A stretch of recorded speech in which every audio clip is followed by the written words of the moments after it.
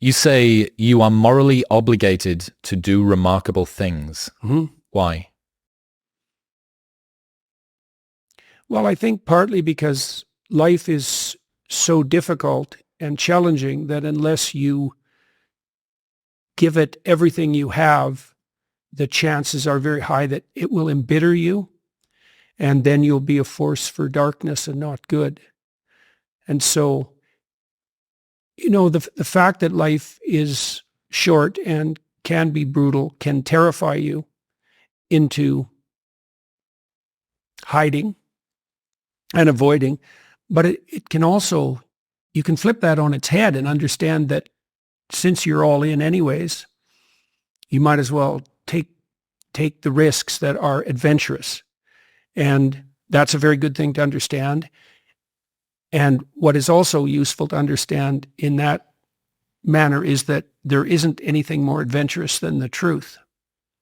This is something that took me a long time to figure out. Well, you can craft your words to get what you want, and people do that all the time.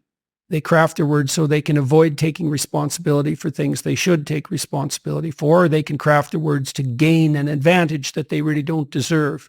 That's what you do when you manipulate. And the problem with that, you might say, well, why not do that if I can get what I want? And the answer to that is, you aren't necessarily the best judge of what you need. And it's easy to be deluded in what you want. And that's the sort of delusions that people chase if they chase power. If you decide instead that you're going to just say what you believe to be true, you have to let go of the consequences. And you might think, well, I don't want to let go of the consequences because I want to control what's going on. But what you miss then is adventure, because if you don't control what's going on, you don't know what the hell's going to happen. And maybe that's exciting. And actually, there's no doubt about it. And then you have the additional advantage if you're attempting to say what you believe to be true and attempting to act in the manner that you think is most appropriate. That's genuinely you, and you have the force of reality behind you. Obviously, that's what you have if you're trying to, say, live in the truth, is you have the force of reality behind you. That seems like a good deal. Then you have the reality and the adventure. So why is that a moral obligation? Well, if you hide and you don't let what's inside of you out, and you don't bring into the world what you could bring, and you become cynical and bitter, you will start doing very dark things. So you'll start, not only will you not add to the world what you could add, but you'll start being jealous of people who are competent and doing well and work to destroy them. So that's the pathway to hell, really. So one of the trends that I've been railing against most recently has been cynicism. Mm-hmm. There's this pervasive belief that everything is terrible and it can't get better. Yeah. And the people who believe that it can improve are dumb and delusional and the problem. And I don't know where it comes from. I don't like it. Well, it's the beginning of wisdom, cynicism. This is part of the reason why it's hard to combat, because people start out naive. And naive people are optimistic, but not really. They're just naive. And naive people have no idea that there's, say, malevolence in the world. They have no idea that there's malevolence in their own heart. They're sheltered and dependent. And when that breaks, it often breaks into cynicism. And so cynicism is actually an improvement. Because the veils have fallen from your eyes. Exactly. The problem with cynicism is that, especially if it's allied with a kind of arrogance, is that you can end there. And that's a big mistake. So then the question becomes, well, once you've been bitten hard and you're no longer naive, well, that is very hard on your optimism, let's say. So then the question is, how do you restore that without reverting to the naivety, which you can't do anyways without blinding yourself once you've been bitten? And the answer to that is you substitute courage for naivety, and you regain your optimism as a moral imperative. Right? So one of the things you might ask yourself is, well, if the future is likely to be catastrophic in a variety of different ways, which is definitely the case, both socially and personally, then what attitude should you bring to bear on that? And the answer might be, well, if you were courageous and faithful, and I can explain what that means, then you would conduct yourself in a manner that met the future head on, with the presumption that you can manage it. And this is the presumption we should bring to bear politically. Now, the people who are using fear to garner power point to the various apocalypses that might befall us. And it's difficult to counter them because the future is always an apocalyptic horizon. Like, everything can fall apart and has before and might well again and will, in fact, in your life as you age and die. And so it's very easy to conjure up an apocalypse. Then the question becomes not, is that apocalypse potentially real? Because the answer to that is yes, but what attitude should you have towards that? Naive, that's not good. Cynical, that's better, but it's still not good. It's another form of hell, and it also tends to make the potential apocalypses more likely. Well, so what do you have when you move beyond cynicism? And what you have when you move beyond cynicism is wisdom. And that's not naive, it's courageous. And one of the things that religious people have done relatively badly, especially in recent years, is they've failed to delineate the relationship between faith and courage. People like Dawkins and the New Atheists, they point to faith and they describe it as something like belief in foolish superstitions. But that isn't really what faith in the deepest sense means. It means that you are willing to act out the proposition that you can ride the wave no matter how big it becomes, and that we can all do that together, especially if we do that in goodwill. And I think it's a much more appropriate way to confront the future, and it's also the proper medication for cynicism. Now, the other thing about cynicism that's interesting too is that cynics aren't cynical enough about their own cynicism, right? Because you can get doubtful enough to start doubting the validity of your own cynicism. It's like, what makes you so smart? What makes you the judge of being? The Columbine kids were like that. They decided that existence itself was unsustainable given its cruelty, and that the proper response was to put up a giant middle finger to men and God, right? Well, here's a way of being cynical about cynicism. How does your cynicism let you off the hook, right? How does your cynicism justify your desire to avoid necessary responsibility and to pursue your own short-term hedonic gains? It's like, why aren't you cynical about your own doubt? And that's another place where wisdom begins. It's like that. So that's two, right? Cynicism beats naivety, but it's not the ultimate destination. And you should be cynical enough to question the moral validity of your own resentment and your own, what would you say, your own turning away from the world. The way that I see it, given that we don't know the future, given that much of our motivations are invisible to us, we're not a crystal pond that we can see into, you have to have some form of delusion about what's going to happen in the future. You're trying your best to see the way that it's going to be, but given that the glass could be half empty or half full, why not have a delusion that's going to be useful to you, one of hope, even in the face and the understanding that things might be difficult and that there's going to be obstacles. There was a line of social psychology that pursued that argument for quite a while, that made the argument that people had to have positive illusions about the future, and that was the fundamental way that people staved off despair and bolstered their self-esteem. But I don't think we need to separate out the distinction between fantasy and delusion. You do have a fantasy about the future.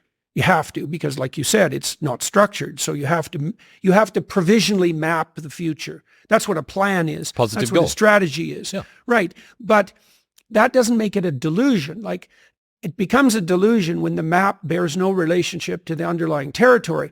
So if you have a strategy for the future, maybe let's say that your strategy for the future, just for the sake of argument, is that you have 5 million YouTube subscribers in 3 years. Well, you have no evidence of the strict sort that that's how it's going to be, because anything could happen between now and 3 years from now, let's say. But there's no reason to call that a delusion. It's one hypothetically possible path of potential. And then you can make the sacrifices necessary to bring that about. So even though it's a fantasy because it maps something that isn't there, it's not a delusion. It's a delusion when you're ignoring elements of your own experience that would inform your fantasy more effectively. You're ignoring them so that you can live in a positive representation of the future without having to pay the appropriate price for it. One of my favorite ideas I learned over the last couple of years is the inner citadel from Isaiah Berlin. Do you know this? Mm-hmm. So Isaiah Berlin says, when the natural road toward human fulfillment is blocked, human beings retreat into themselves, become involved in themselves, and try to create inwardly that world which some evil fate has denied them externally. That's a delusion often. If you cannot obtain from the world that which you really desire, you must teach yourself not to want it. If you cannot get what you want, you must teach yourself to want what you can get. Mm-hmm. This is a very frequent form of spiritual retreat in depth into a kind of inner citadel in which you lock yourself up against all of the fearful ills of the world. Mutual friend Rob Henderson explained it in a simpler way. If your leg is wounded, you can try to treat the leg. And if you can't, then you cut the leg off and denounce that the desire for legs is misguided and must be subdued. And I think that we see this everywhere. Well, okay, so imagine that you lay out a plan and it meets with an impediment and it knocks the slats out from underneath the plan. Okay, now you retreat. Okay, now you have an option when you're retreating. And one option is to construct a world in fantasy where you're taking revenge on those who wronged you and getting what you want. That's a pathway to madness. So often people who develop serious delusions do develop, what would you call them? They're compensatory fantasies. And then they start to dwell in them, and often for hundreds of hours. So the kids, again, who showed up to Columbine High School, they dwelt in a fantasy world for hundreds of hours before they undertook their dreadful actions, right? But you can also flip back into yourself, let's say, and you can, this is like confession and atonement. It's the proper way to think about it, is you can think about what it is that you did wrong or insufficiently that led to the collapse of your plan, right? So that's the first investigation. I made some sacrifices. I attempted to bring about a particular form of the future. It didn't happen. Okay, why? Well, the world is set against me and the cosmos is evil and there's no God and I'm bitter and cynical. That's one potential explanation, right? Poor me, right? And I'm not trying to be flippant about this because sometimes people's dreams are quite realistic and they still fail catastrophically. You know, it can be brutal. You know, maybe you did make a lot of good decisions and you suddenly got ill, or someone in your family did, and everything went to hell on you. It doesn't have to be because you've done something cardinally foolish that you fail. You know, it's built into the structure of the world. But it doesn't matter. You can also retreat into yourself and you can say something like, all right, I need to retool my conception of strategy, but also potentially my conception of goal. You know, maybe I'm looking in the wrong place. Maybe I have to look somewhere else. And you can open yourself up to a revelation. So there's a gospel statement that's very relevant to this. So Christ tells his followers that if they knock, the door will open. If they ask, they'll receive. And if they seek, they'll find. And so it sounds magical. It sounds like the sort of thing that the new atheists would have a field day with, but that's not a wise interpretation of that saying. The proper interpretation is something more like a recognition of the way thought works. So imagine your plans didn't work out. Okay, now you sit down and you say to yourself, I'd like to know, even if the world was conspiring against me and my failure was 95% the fault of external occurrences and other people, what did I do that wasn't as good as it could have been? And where did I fail to look so that the probability of my failure was higher? Now, to ask that question, you have to want the answer. That's what it means to knock or to ask or to seek. This is no joke. It's like you have to want to know. And it's a very painful thing to do because especially if you had given it your all to the degree you were able, and you have reason to be bitter, you're going to be searching for the errors that you still made. And discovering your own errors is always extremely painful, right? Especially if they're errors that you're in love with. And so you have to be willing to strip yourself down. That's what humility means fundamentally. And then, but the advantage is this is why it's so useful to listen to people. You might find out where you're stupid, and then you could stop being stupid. And so one of the reasons you confess your sins, let's say, is because you want to discover where you're insufficient. Now, it's painful. It's painful to encounter an impediment in the form of someone else's opinion that might show you where you're blind and ignorant, or willfully blind even. But the advantage to that is you can rectify the error, and then as you move forward, you're stronger. One of the things I taught my kids, and I hope at least somewhat successfully, was that you should always ask a stupid question. And that doesn't mean the sort of question that someone who wasn't paying attention would ask. If you're listening to someone and you don't understand what they're saying, and you reveal that, you're revealing your ignorance, and maybe you're in a room full of people and you think you're the only person stupid enough to not get it, which is very rarely the case, by the way. The thing is, though, if you reveal that ignorance to yourself and to the other person, they can rectify it. And if you do that 1,000 times, you're not ignorant anymore. And this is a real pathway to success, too. You see it, you do this because you ask real questions in your podcast. And Rogan does this. Okay, Rogan's always trying to be a little smarter than he already is. And then that works, iterated. Like if you ask 1,000 dumb questions and you listen to the answer, then you know 1,000 things, some of them deep, that you didn't know before. So that's the advantage to searching your soul, let's say, for unrequited sins and attempting to atone. That's not a delusion, right? It's an attempt to set yourself right. It's the opposite of a delusion, even though there can be a fantastical element to it. Yeah, the conversation around people who try their best, do as many things right as they could, and yet still fall short because the world is random and unfortunate things happen.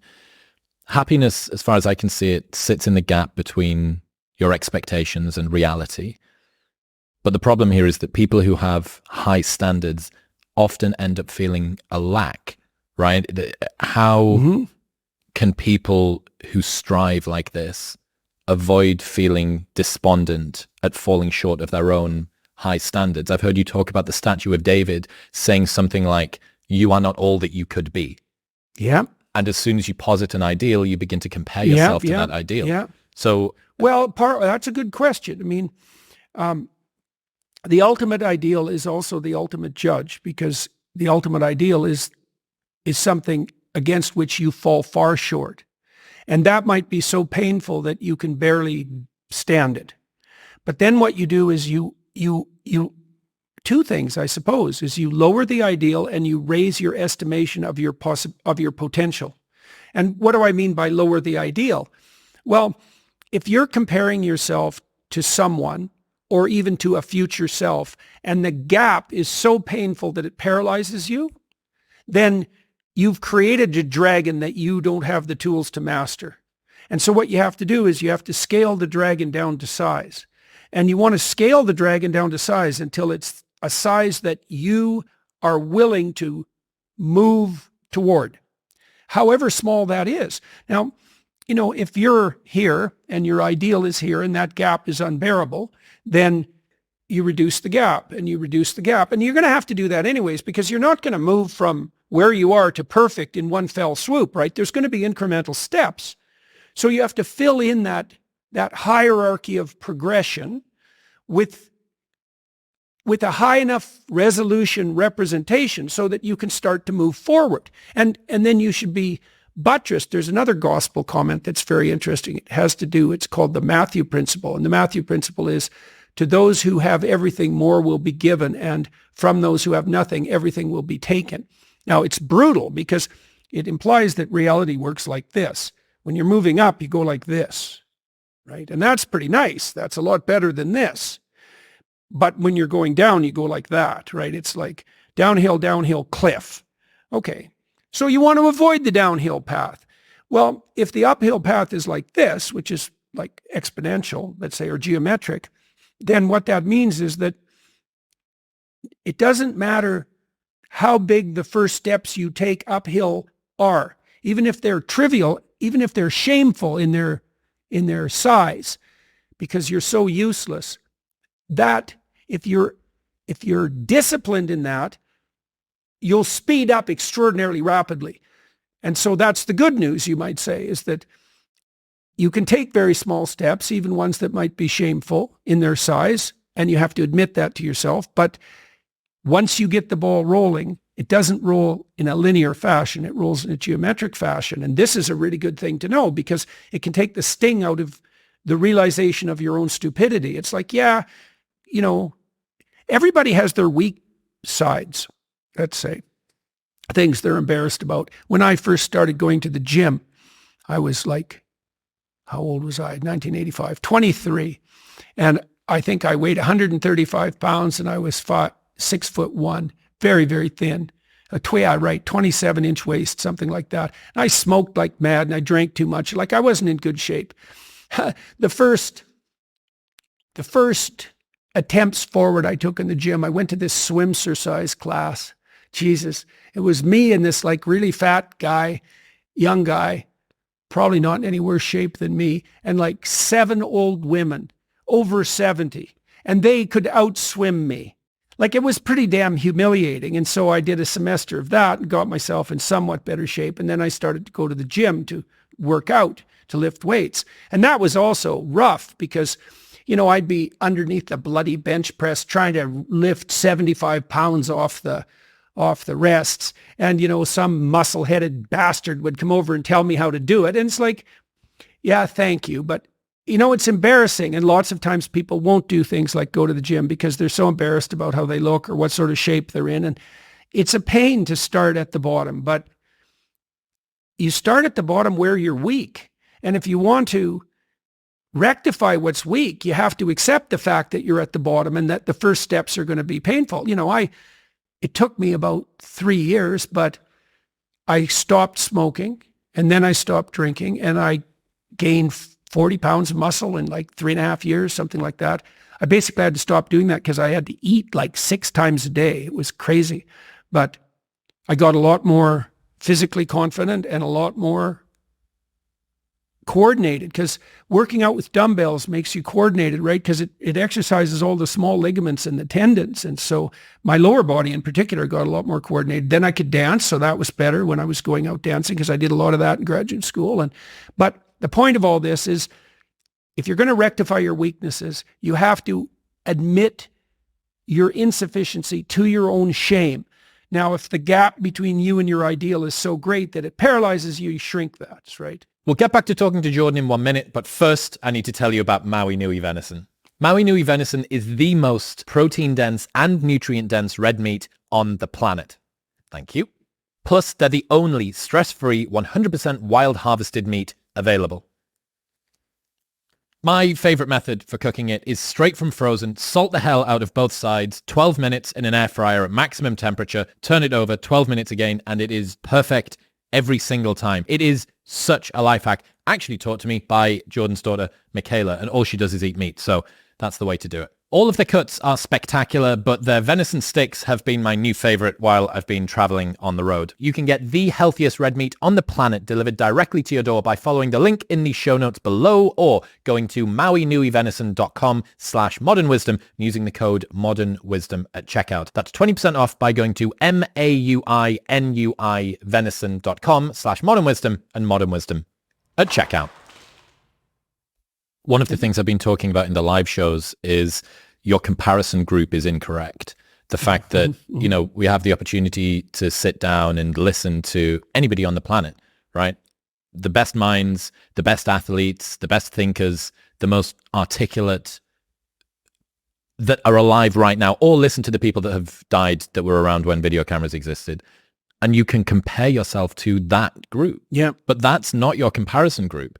If you have the impetus to sit down and listen to me and you waffle on for 3 hours about these deep topics, these interesting ideas, you are so already selected out of the normal group. Mm-hmm. You're already asking yourself questions that the right questions. almost nobody else is, right? But because your comparison group are people that are unbelievably high performing. I remember before I started my podcast, I'd listen to you or to Sam or to Joe, and I'd think, God, their recall is is amazing. It's like they've just got this eidetic memory, and everything that they've ever read is able to come to the surface, and they're able to say it in this way that's completely seamless and all the rest of it. You go, okay, well, are you really a person that's never recorded a podcast before going to compare yourself to Joe Rogan, man that's recorded 1,000 and spent 10,000 hours on stage and done all of this UFC commentary and done all of this stuff in terms of TV? Is that really who you're going to compare yourself to? And it's unfair. And the problem that I see is people who have big dreams for themselves and want to do great things, they like to set their sights high. Yeah. And yet they feel despondent in the comparison. Yeah. So I think there's a pride in that too, eh? I can be, I want to be. Well, or that's who I should be comparing myself to, right? That's the pride. And the pride is something like, I should be that, or even I could be that. It's like, well, maybe you could, but you're certainly not going to do it, as you already pointed out, without the apprenticeship, right? So you could say that the despondency is actually, is in proportion to the false pride. Now, I wrote a chapter in, I think, my first book, which was compare yourself to who you are today, not to who someone else is. I mangled that to some degree, but you get the point. The proper comparison group for you is you yesterday, because you can make, first of all, you're the only control group that's appropriate to you, because you have a certain set of talents and possibilities and limitations and tragedies that are truly unique to you. And so you might be comparing yourself to someone else on some dimension, but it's not a reasonable comparison, because you don't know what talents they were blessed with, and you also don't know what opportunities they had that you didn't, etc. It's just not a reasonable comparison. It's a lot better to think about who you were and then to think, well, could you be somewhat better in some dimension? And the positive thing about that is the answer is almost always yes. Now, you can orient that transformation towards some stellar target, and that's a reasonable thing to do, but that doesn't exactly mean that you should compare yourself to that target. Aiming at something and comparing yourself to it are not exactly the same thing. Plus, your bloody comparison is also a delusion. You know, that's another thing that you have to understand, is that you look at the person you're jealous of, and really what you're doing is you're looking through a very narrow aperture at a very thin slice of their life. You're looking at the thin slice of their life that's turning out the best, but you're also looking at a thin slice of their life that's marketed to be the best, right? And you have no idea what the horror of that person's life might be in its totality. And you have no idea if the deal was, say you wanted to be Russell Brand. There's a good example. You want it to be Russell Brand. You want it to be as charismatic and as famous as he is. Well, your real wish is that you get to have everything Russell Brand has, but none of his problems. Well, come on. I mean, it's no wonder that a vision like that would make you despondent, because it's naive, it's resentful, it's jealous, it's bitter, and it's unreasonable. You have to take the good with the bad. You have to take the bad with the good. And people very rarely think about that when they're thinking about, the famous people they think they'd like to be. There was a recent interview with Elon Musk where he said something, "My mind is a storm. I don't think most people would want to be me. Right. They may think they would want to be me, but they don't. They don't know. They don't understand." Mm-hmm. What do you think of that? Elon's someone that people probably look up to and admire and aspire to be. One of the downsides to high-level genius is you might describe it as hypomania. So here's a simple test that people can do. So this is a test of something called verbal fluency, and verbal fluency is associated with creativity. And so here's a simple verbal fluency test. Write down as many 4-letter words as you can in 3 minutes that begin with T. Okay, that's pretty constrained, 4 letters and T. Or write down as many words as you can in 3 minutes that begin with S. That's less constrained. All right, so there's quite a powerful correlation between the sheer number of words that you produce and your lifetime creative achievement, right? Especially in the artistic and verbal domains. That's different than vocabulary. Vocabulary is how many words you understand. Fluency is how many words you can produce in a given amount of time. Deployment of those words. Yeah. Well, people vary to a degree that you can hardly imagine. So some people, if you get them to do the 4-letter test in 3 minutes, they'll write down like 12 words. And some will write down 150. And the ones who are writing down 150, their minds are going at a hypomanic rate. They're just thinking 5 times as fast as... Bing, bing, bing, bing, bing. Yeah, without any remission whatsoever. And when that gets completely out of control, you have manic. You have someone who's manic. And there's nothing fun about manic. That's where the word maniac comes from. And someone who's manic has 1,000 different plans, each of which are 1 sentence long, that they're hyper enthusiastic about. They'll spend every cent of their money pursuing them, and things just go immediately to hell. And so that's the outer limit of pathology on the creative front. And someone like Musk, who's clearly a genius, that's what he's contending with in his internal landscape. Now, I'm not saying that he's manic, because I see no signs of that, but someone that creative is on that edge. Or you see someone like Ben Shapiro. I mean, it's very interesting to talk to Ben, and Russell Brand is the same way. Shapiro speaks, I think, more rapidly than anyone I ever met. But if you're with him, you see very clearly that he's probably thinking 5 times that fast. And that's a lot. And when I was writing Maps of Meaning, which was my first book, I had a very difficult time shutting off my mind. I was obsessed with that book. And so I was writing about 3 hours a day. And then I was thinking about the material like for 12 hours. And the thoughts came as way faster than thinking. They probably came about as fast as I can read. And I can read about 1,200 words a minute if the material isn't overwhelmingly dense.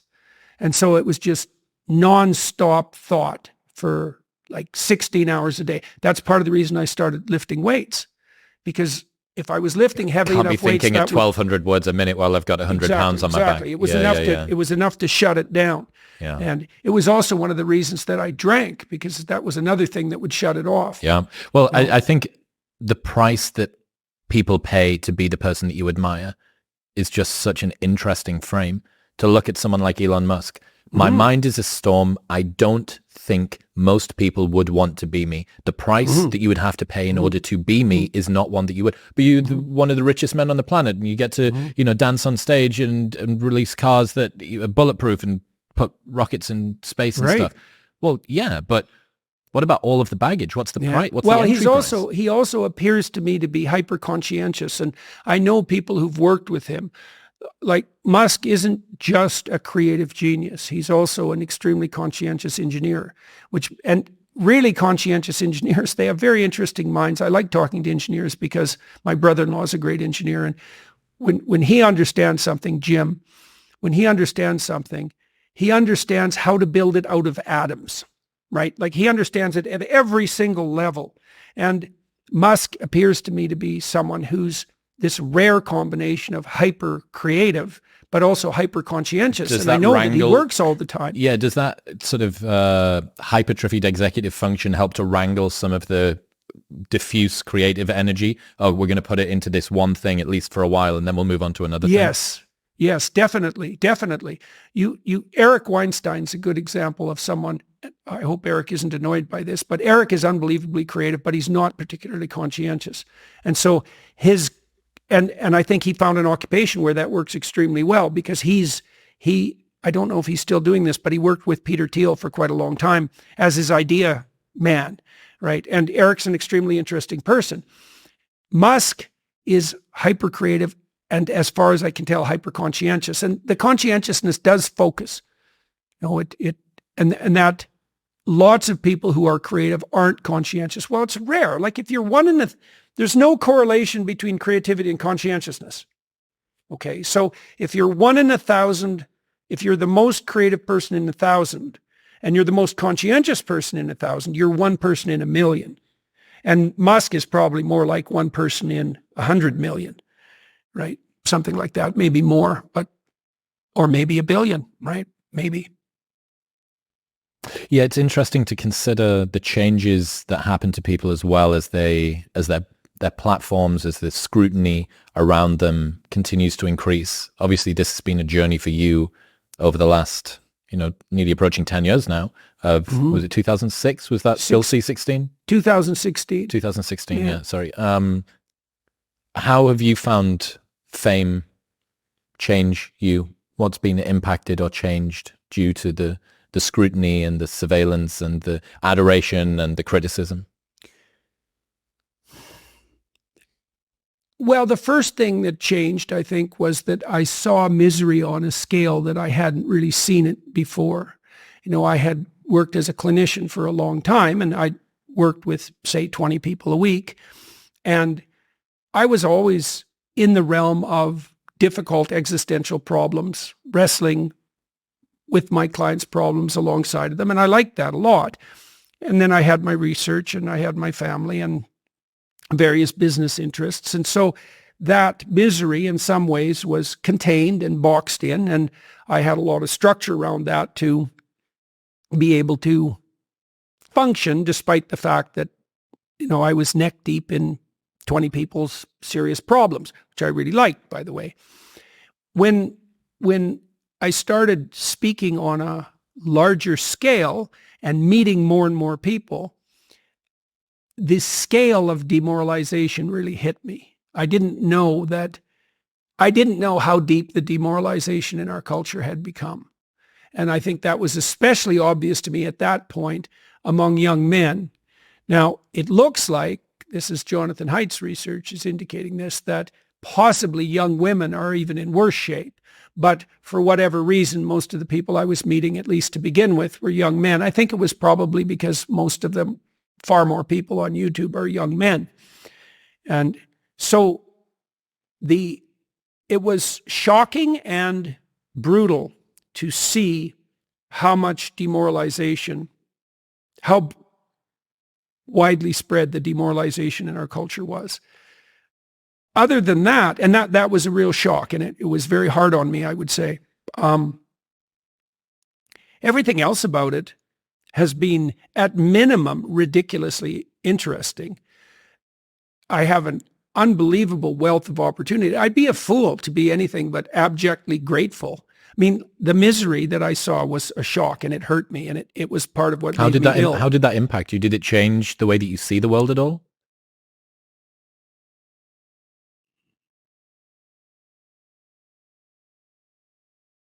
It made me understand more deeply how important it was to offer people an encouraging word.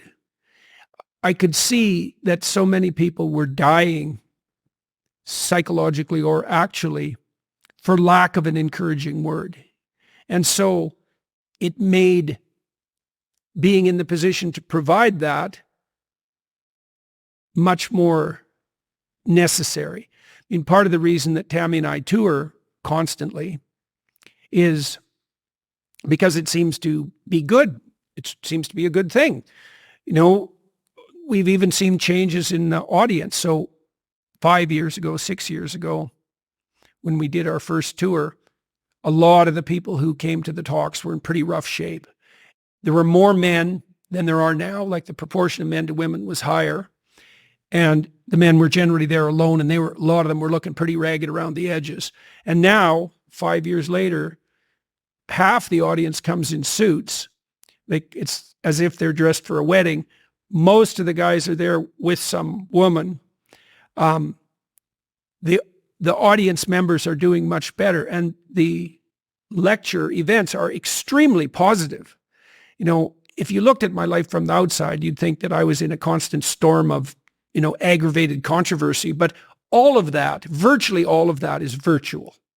It's just in the online world. Now, it touches the actual world from time to time because I am being pursued by my regulatory college in Ontario. Camp. Yeah, which is, mostly just an annoyance and a preposterous annoyance, a preposterous, expensive, and time-consuming annoyance. But apart from that, everything that's happened around me has been positive. That's a strange thing too. Positive at such an intensity that even that is daunting. You'd think, it's hard to imagine that you could be in a situation where things are so positive that you can barely stand it. But I am in that situation, and it's quite something to contend with. I was fortunate, I suppose, to some degree, that it didn't happen to me till I was old, because I've never really got accustomed to it. I've had a thought about this, observing what's happened to you, and the Weinsteins are a good example of this too. We often hear the perils of getting fame too young. The Macaulay Culkins of the world, the Britney Spears of the world, individuals who don't have any sense of identity being thrust into a non-representative experience of the world, and they're completely unmoored. But I think that there's an equally interesting question to ask, okay, and what happens if you think you know who you are? If you've spent decades, 5 decades, 6 decades of your life understanding your place, your status, the trajectory that you're on, and then out of nowhere, you get ripped away from all of the areas of reference, all of the waymarkers that you thought you knew, and now you're just floating in the air. I imagine that could be even more disquieting in some ways. Well, when everything blew up around me to begin with, it was stressful, I would say, because my job was on the line, my university job, and I never thought that would happen. I mean, when I worked at Harvard and at the University of Toronto, that was all positive. Like, I really liked working with my graduate students. I had at least cordial relationships with my fellow faculty members. At Harvard, they were more than cordial. At the University of Toronto, most of the faculty members that I started to develop friendships with were also those who ended up moving away. And they were often people who got offers from other places, and, they would disappear. And so a lot of the friends I developed at the University of Toronto went elsewhere. And so I didn't get as tightly tied in with regards to friendship networks among my peers as I had at Harvard, for example. But I had great relationships with undergraduates and with my graduate students. That was plenty. Like, I loved working with my graduate students. And so it wasn't like I was pining and alone, not at all. And I had a good network of friends. And so then that was threatened and really disappeared in 2016. And my clinical practice was threatened. And so that was unsettling. I think there were things that continued, though. Even when I was teaching as a university professor, the way I taught wasn't typical.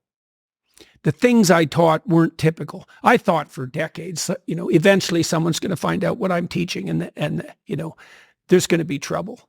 I couldn't believe I was allowed, encouraged to teach what I was teaching. But, the universities, and this was particularly true of Harvard in the 90s, that's how they were structured. What was so rebellious about what you were teaching? Well, there wasn't really anybody who was concentrating on the nexus between, say, archetypal and religious ideas in neuroscience. So that wasn't a thing. I mean, there was a few people, Jaak Panksepp was one of them, who a lot of the researchers who were interested in the neuroscience of emotion became interested in deep narrative, because they started to understand that our emotional life is a story. That's a good way of thinking about it. And that we're guided by our emotional instincts. And what our emotional instincts do is put us into certain stories. That's what it means to be in love, for example, is that you're in a love story. And it's not a particular balance of oxytocin and endorphins that you are aware of. It's not broken down to its constituent parts. No, definitely not. It's part of a narrative that you tell yourself about what this means and how this feels. Right. Well, and it's interesting that the instinct manifests itself as a story.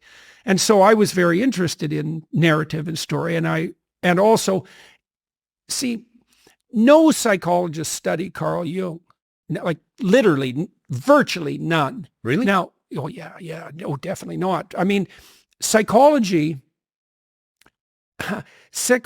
really developed in some ways as the materialist antithesis to psychoanalysis. So Freud and Jung and even Adler to some degree, they were off limits for scientifically trained behavioral psychologists. And that's what I was and am. Like, I trained at McGill. There were no courses in psychoanalytic theory at McGill. I read Freud and Jung completely on my own, flying in the face of the advice that I was getting even from my well-meaning graduate supervisor who was a great guy and who never got in my way in the least, quite the contrary. But I was warned, for example, when I went on the job market, not to talk about the things that I was truly interested in. And I ignored that, by the way. And what that meant was some places that I went to apply for a job didn't want me, but then Harvard did. So that worked out quite nicely. And that's one of the advantages too, also of being true to your own vision, is that you won't get what you don't want. See, I didn't want to go work somewhere where they wouldn't want me. I wanted to go work somewhere where they wanted me. So my strategy was, well, this is who I am. And if you don't want me, that's a drag because I'm looking for a job. But by the same token, I'm not going to pretend to be someone other than who I am so I can work here. What a stupid way of starting your career. Well, that goes back to the truth, right? Telling the truth. What are you going to, if you tell a sufficiently seductive lie, what is the best that you can hope for? Right. The person that you are telling the lie to falls in love with the projection. Right, absolutely. Well, when I applied to graduate school, I wrote a crazy admissions letter, and I basically laid out who I was, flaws and all, and what I was interested in. And 3 people bit. And the one that I liked best, partly because he was at McGill and I wanted to be in Montreal, was my graduate supervisor, Robert Peel, and he knew what he was getting. And we had a great time. I still work with him. I had one of the best relationships with Bob that I've ever had with anyone in my life, and it's lasted 4 decades. And it was because, Bob's a very honest person. We were very different. He's very practical. He's a very good administrator, a managerial type, although he's super smart. He had an exhaustive knowledge of the relevant research psychology literature. And I came in, flying on a mat of psychoanalytic theory and philosophy and religious ideas, very, very different, although we shared a real deep interest in the practicalities of research. And he taught me how to fall in love with the more scientific end of the research distribution. But the point I'm making is that he knew what he was getting right from the beginning. And so did I. And that worked like a charm. There was no reason for any sort of subterfuge. And it turned out that his talents and mine dovetailed extremely well. So, and we had a blast. I loved working with, that's why we've been working together for 40 years. I traveled all over North America with Bob because we also started a business, and it was great. It was great. The thing is, if you tell people who you are and an opportunity opens up, it opens up for you. Yes. Not for this thing you've created, this lie. There's this story that Douglas Murray told me about one of his first bosses at an early newspaper that he worked at. I can't remember the gentleman's name. This guy is a legend within the industry. He's been working for a long time. He's accumulated a number of haters and fans. And toward the back end of his career, as Douglas is starting his, he decides that he wants to release a West End play about the life of Prince Charles in rhyming couplets, adventurous as West End plays go. And obviously there was all of this scrutiny because he was this very well-known individual within the publishing world. And opening night, by the halftime interval, there was no one left in the entire auditorium, including the cast. And this guy was devastated, right? And he was mocked in the press and all the rest of it. Apparently Douglas saw him shortly afterward and asked him kindly, he was like, look, what were you thinking? A West End play about the life of Prince Charles and fucking rhyming couplets? He said, well, Douglas, I followed my instincts. And instincts, they may sometimes lead you wrong, but they're the only thing that's ever led you right. Right. And that stuck with me because... Yeah, well, there's something very relevant there too on the instinctual front. Okay, so things will beckon to you and call to you, and you'll have intuitions about which pathway to take. And you will, in all likelihood, follow those, because what else do you have? You have these orienting instincts. This is another reason why you don't lie. Because if you lie and you practice lying, you pathologize your instincts, and then your intuitions lead you wrong. And so there's a sin that's laid out in the Gospels. It's the sin against the Holy Ghost, and it's unforgivable. And people have been debating for 2,000 years about what this particular sin is. but it's something like the pathologization of the instincts that orient you. If you sacrifice your relationship to the truth, you warp your vision, and then you can't see. And then one day it'll be dark and there'll be sharp things in the fog in front of you, and you'll wander right into them because you've pathologized your own vision. Yeah. You don't want to lie because you program yourself falsely, and then you automatically see what isn't there. And then, of course, the world will slap you in the face continually, and you'll think, oh my God, the world's such a pathological place. When the truth of the matter is that, no, you just keep running into things that you refuse to see. And then you think, well, the world's made of nothing but obstacles. It's like, well, you put the obstacles in your own path, and you did that by developing these complex, self-serving delusions, a story that you tell other people about who you are that isn't true. You're trying to lay out a map that bears no relationship to reality, and you keep wondering why you wander off the path and into a pit. It's like, well, how could it be otherwise? See, if you really understand this, people have commented to me many times about my bravery, and I don't like that. It's not right. I'm afraid of different things than the typical person. Maybe that's a good way of thinking about it. I'm way more afraid of the consequences of saying something that's false or wandering off the appropriate path than I am of whatever consequences might come for saying what I believe and doing what I believe to be the case. I'm way more afraid of that. You know, I've been reading the Gospel of St. Matthew. I'm writing a book at the moment called We Who Wrestle with God. And one of the things Christ says to people continually is to not damage their vision, is to not put, that's the best way of putting it. Don't occlude your eye. You can see what's in front of you if you're willing to see it. And if you're willing to see it, many of the terrible obstacles in life, you can just walk around.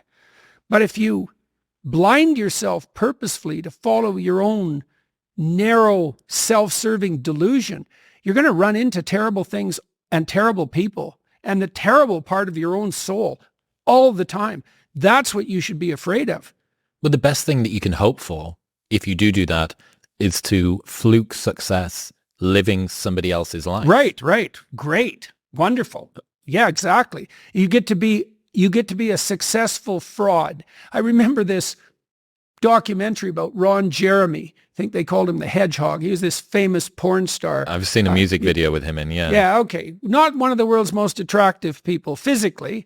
And, you know, he lived in this very interesting world. He lived in this world. He was stopped constantly on the street by people who thought Ron Jeremy was a hero. Right. So he was in hell because the people who admired him were the people who admired... He was surrounded by the people who thought that he was an avatar of success, right? And so he got what he wanted, I suppose. He had easy access to easy women. In other news, this episode is brought to you by Manscaped. If you are a gentleman who is still using an old face shaver from 3 Christmases ago to trim your gentleman's area, what are you doing? Join us here in the modern world. There are purpose-built tools for the job, and the brand new Lawnmower 5.0 Ultra is the tool that you need. It's got a cutting-edge ceramic blade to reduce grooming accidents, a 90-minute battery so that you can take a longer shave, waterproof technology so that you can groom in the shower, and an LED light which illuminates grooming areas for a closer and more precise trim, or if you just want to do it in the dark like a ninja would. Going into the holiday season, you might want to get the man in your life a gift or hint at him that he's a tiny bit more hairy than you would like, and the Manscaped Lawnmower 5.0 Ultra is the perfect blending of these two worlds. Since we're on YouTube, I can't show you how this actually works, but what I can show you is that transformation right there. That's you, gentlemen. Unwrap the gift of smoothness this season by going to the link in the description below or heading to manscaped.com/wisdom using the code wisdom at checkout for 20% off and free shipping. That's manscaped.com/wisdom and wisdom at checkout. Well, let me give you this. This is why I think the beginning of the incel movement and the black pill movement was born out of pickup artistry.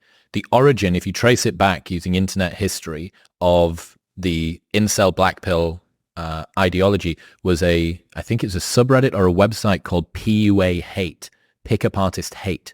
And what it was a group of men who had been through the pipeline of pickup artistry Yeah. and come out the other side with a very jaded and even more jaded view of the world. And Even more jaded. Yes, and I'll tell you why. So what happens if a guy learns old school, mid-20 noughts pickup artistry is you realize that there is a particular set of actions, a script that you can run, which makes it more likely that a woman is going to go to bed with you. Right. But what you realize when you do that, as you learn how to neg and do kino escalation and tell them that story about the midget fight outside or whatever your script is that you're running, you then begin to see just how far away that person is from the person that you actually show up as. Right. Who you are and this extravagant persona that you need to convolute into existence in order to get this woman into bed makes you feel worse even. Feel the gap between where you are and what you have to do in order to achieve the thing that you want. Now, what you don't realize is that there are a million other ways that you could become sufficiently charming to get this person to like you. This is by actually doing it, for example. This is just one that happens to be robust and easy enough to write down in a book and easy enough for most guys to replicate. It's basically a form of scripted psychopathy. So what a psychopath does is feign competence, right? So most psychopaths are very emotionally stable. And so one of the early stage markers for competence is self-possession and calmness. And so if you're not an anxious person, you've got an edge on that already. And most psychopaths are very high in emotional stability. And so they look confident because confident people tend not to be that nervous. Like if you're doing something you're expert at, well, you're not nervous because you know how to do it. Okay, so the lack of nervousness is a hint to competence. Well, you can feign that. You can feign competence. You can feign confidence. That's what the pickup artists teach. Now, I would say there's even some utility in what they do, right? Because if you're dependent and bitter and resentful and charmless and self-destructive and nervous and socially unskilled, the probability that you're going to be successful with women is very, very low. Okay, so you should be other than who you are. Now, if you start putting on this persona, then you could think about that as a new suit of clothes, and you could learn through that how to fill in the gaps. Fake it until you make it. Absolutely, absolutely. But if you take on that without doing the effort necessary to integrate that in a genuine way, then all that's happening is that you're being rewarded for being fake, right? And that's part of the problem with that too, is that you're practicing learning how to manipulate people in a psychopathic way. And if you practice that, of course you're going to become jaded. Like there's nothing more jaded than a psychopath. I mean, that's the ultimate extreme of jadedness. And if you practice manipulating, especially if the women happen to be reasonably good women, if you practice manipulating them and you're successful, then you're learning to be one horrible person. Now, as your completely useless, unproductive, and undesirable former self, you weren't exactly stellar to begin with, but substituting psychopathy for that was sort of like substituting cynicism for naivety. Now, as a complex problem, I mean, part of the reason that people like Andrew Tate are so attractive to young guys is because they do put up that confident, that false confidence. Tate's a complicated guy because it's not all false. Real people are complicated the way that like villains in comic books aren't. Tate's a fighter. It's clearly the case that he's got a certain degree of physical bravery. That's real. All right. There's an element of what he says that's very attractive to bedroom basement dwelling losers, because he's at least there out in the world, taking the blows, and he's got a fast car and he's flashy and he's attractive to women. But a lot of what he's done, especially with women, doesn't just border into the psychopathic, it crosses the line. And that's not a good model. It's not an optimal model for people who are trying to progress. But it's a strange thing because just as cynicism is an improvement over naivety, right, the capacity to be dark is an improvement over the lack of ability to be dark at all. And so Tate is attractive in the way that the shadow beckons to people who are undeveloped, right? Because it does. It's like you're neurotic and you're dependent and you're repressed because you're immature and harmless. Well, one way out of that is to stop being harmless. And one of the things you can say about Tate is that he's not harmless. Right. Well, it's a virtue. Now, it's a virtue that has to be bracketed. It's like cynicism is a virtue compared to naivety, but it's not virtuous in and of itself. It's a step on the way. And so maybe you can learn how to feign confidence and you can learn how that works, and maybe that's an improvement. I had a guy in my clinical practice who got involved with the pickup artist community, and he taught me a lot about it. And one of the exercises that their initiates had to do was to go out and ask 50 women for their phone number in one day. And that's a great exercise, and I'm not exposure therapy, approach anxiety. Absolutely. Getting over your fear of rejection, right? Yeah. And 50 times will do that, because you're going to get rejected the vast majority of 50 times. But, likely 50 times. Although generally that wasn't people's experience. You know, if they were even vaguely skilled, they'd at least get a false phone number out of the deal. But then they learned that the rejection wasn't as catastrophic as they thought. But More importantly, they learned that they could continue moving forward in the face of rejection. So the thing that it makes me think about there is intellectual humility and how tightly people hold on to their beliefs, that if you believe that you are always going to be right, that there is nothing to learn outside of you, and that any kind of admission that you might be wrong is tantamount to destruction, it does exactly the same thing. You need to, and it goes back to asking stupid questions, being prepared to ask the stupid questions and look not like the most informed person in the room, but also importantly, nowhere near the most stupid person in the room, because you're the one that's asking the question. Well, the stupidest person in the room is the person who doesn't know and won't ask. Or even worse, who doesn't know and won't ask and acts like they know. That's not good at all. There's from your... See, that's part of that idea that you should love your enemy. So you might say, well, why should you do that? Well, your enemy is going to be your harshest critic. Now, it's possible that if you have a very good enemy, that he will show you flaws in your character that you didn't know were there. And so it's a very strange way of looking at the world, to think that you should welcome an attack. But this is right. I'm saying that with all due caution, let's say. The more vicious the attack, the more of your potential hidden flaws might be revealed. Have you found that to be true? Oh, definitely. But I've also found that attacks force you to contend with it, to see if it's there, right? To test it. I suppose the attacks that have come after me that have been most successful, they're almost always journalists. And they're usually British female journalists, but not always. We produce a nation of hard-hitting journalists. Yeah, well, and faith in journalists is the lowest in the UK and anywhere in the Western world. And I can see why, but there's some advantage. There's some real advantage to facing someone.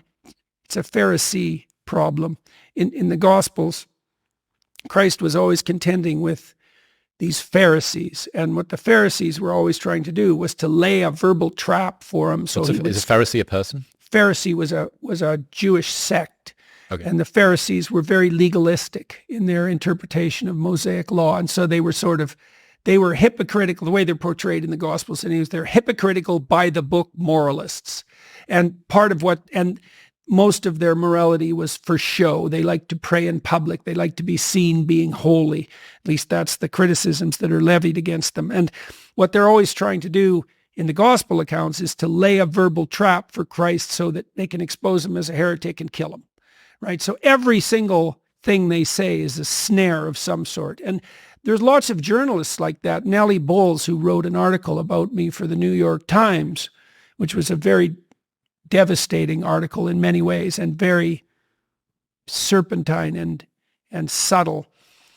3 years later, she wrote another article about what it was like to work for the New York Times when she was working there and the tricks that the journalists played, including her. And she said that the game was to devastate someone else's reputation in the attempt to boost yours, right? So you could think about it as a game of comparative moral standing.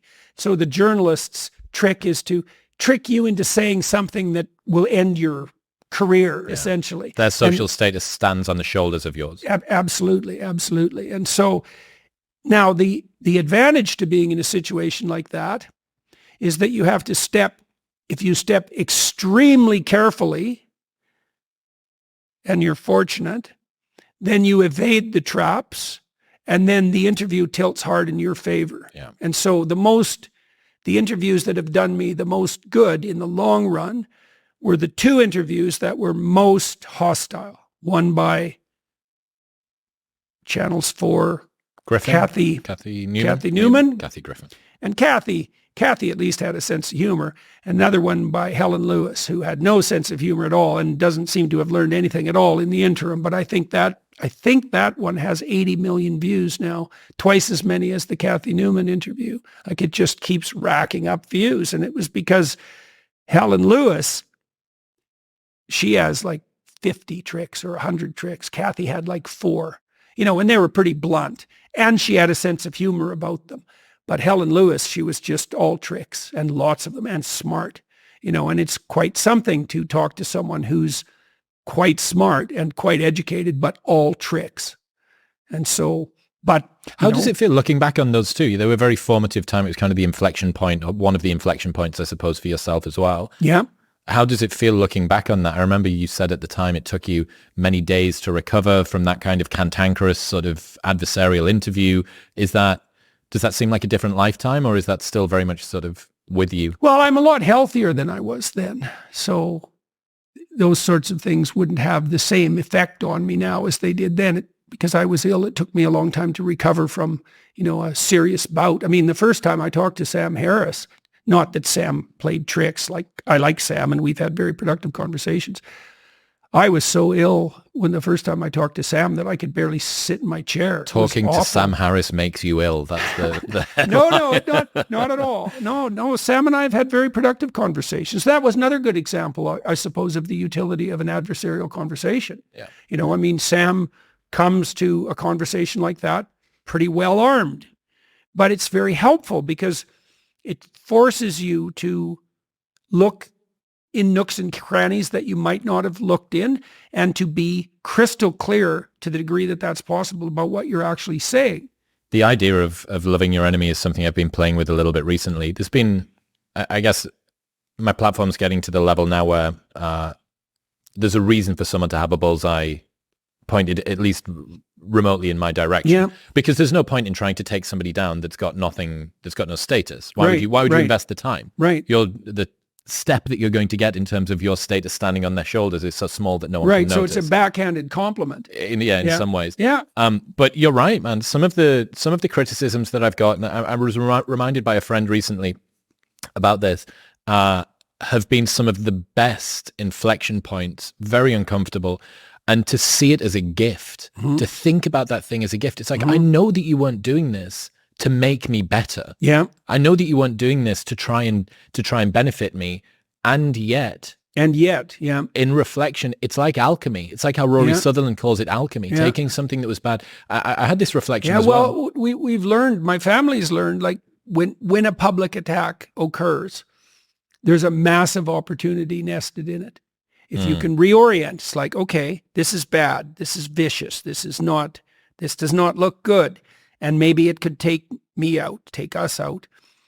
Is there a way we can play with this that will not only neutralize it, but twist it in the other direction? I think the thing we did that was most effective on that side of things was when I was written into Captain America as I spoke to you that day. Red Skull. I spoke to you that day that it happened. Yeah. The magical super Nazi. Floating Nazi or whatever. Yeah. Well, it was shocking, right? It was very shocking. And then Olivia Wilde. Yeah. That was shocking too. Yeah. There's a litany of yes. of well, shocking and it became increasingly preposterous. And the Olivia Wilde episode was one of that was so preposterous that it was almost immediately But I think laughable. mercifully that film was so badly made, and I'm pretty sure that she'd cast her boyfriend as got rid of someone that was super competent and put somebody in that was pretty incompetent.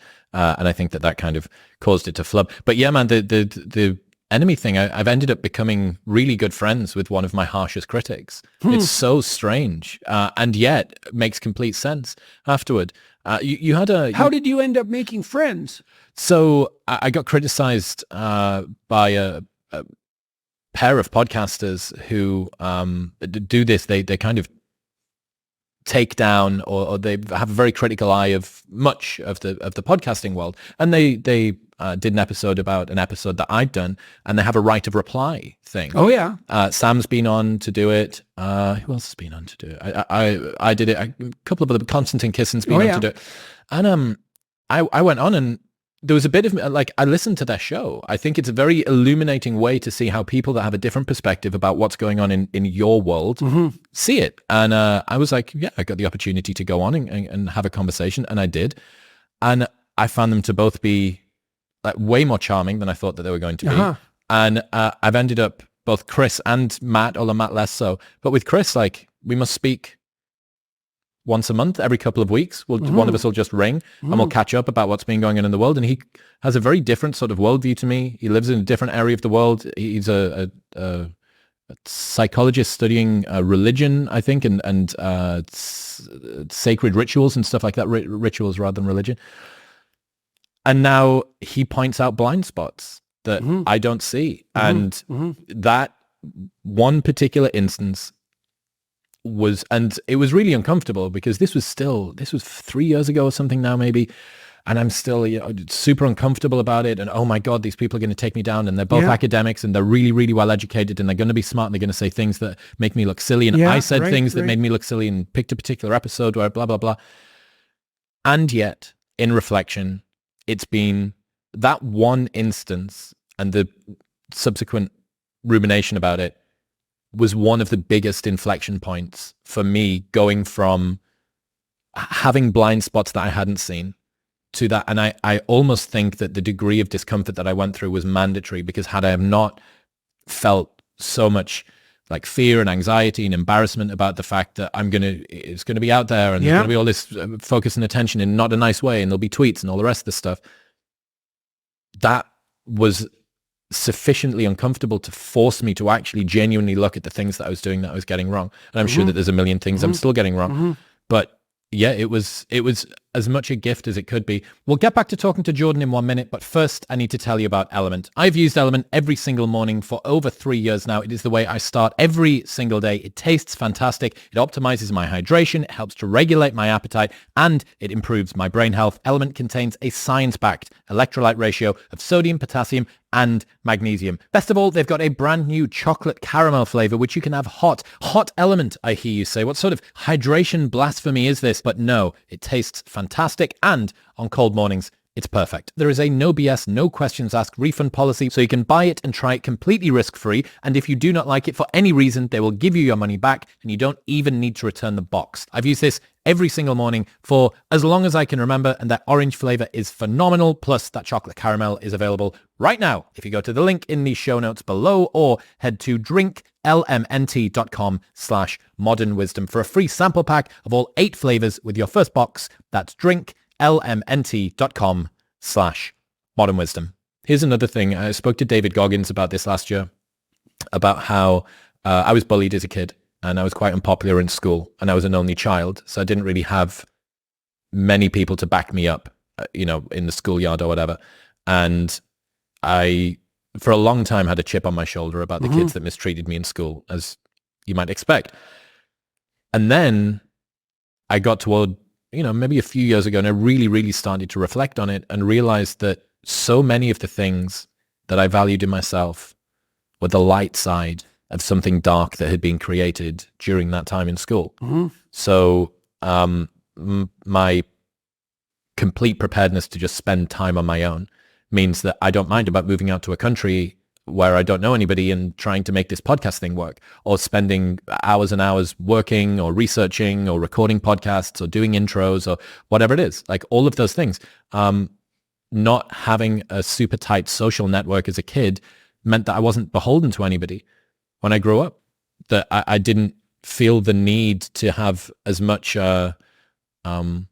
support as I go along to do stuff. Now, other sides of it haven't been so great because I still seek validation. I still seek a lot of validation because that was something that I was missing as a kid. But yeah, realizing not only you probably wouldn't be here if it wasn't for the things that you went through. Okay, there's step one. And then step two is, and I'm quite grateful for what I've done. And then step three would be something like, wow, I'm proud of myself for having turned something that was negative into something that's positive. But then another level above that would be, wow, so maybe I should be thankful. Yeah, right. Well, we were talking earlier in the podcast about what is the appropriate attitude towards the future. And I would say, well, we could put past, present, and future in the same bin. Say, well, one of the things that you want to do is practice gratitude. That's one of the primary religious rituals, you might say, is the practice of gratitude. And you might say, well, my life is so horrible. What do I have to be grateful for? And I would say that's for better or worse, that's still a form of blindness, right? I mean, people can have very, very difficult situations, can be in very, very difficult situations. And it's in those difficult situations where the search for gratitude becomes something that is by necessity deeper and more difficult. But that doesn't mean it's not appropriate. And there is a very tight association between loving your enemy and being grateful in spite of the terrible things that occur in your life. I've been writing about the book of Job, and Job is a story of unjust suffering, fundamentally. God deems Job a good man. So we have it on God's word that Job is actually a good man. And then all hell breaks loose, partly because God makes a bet with Satan, which is, a hell of a thing to do, and says, do your worst. He's not going to turn on me no matter what you do. And so Job, despite his torment, he becomes very ill. He loses everything he has. His friends, he becomes ill in a way that's disfiguring. His friends come around and laugh at him and tell him that he's a bad man, and that's why all these terrible things have been happening to him. And it's brutal. And Job refuses to lose faith in himself. He says, look, I'm not perfect. But as far as men go, I've done what I should do, and I'm not being punished in some manner that's obviously related to my sin. It's more like the random play of tragic forces in the world. I'm not going to lose faith in myself no matter what. And I'm also not going to, his wife says, shake your fist at God, curse him and die. Because things have gone so badly for Job, she thinks that's all that's left to him, and he refuses to do that. So he maintains faith regardless of what's happened to him. And that's really the moral of the story of Job, which is that you are morally obligated to maintain faith no matter what happens to you. And there's a practical side to that.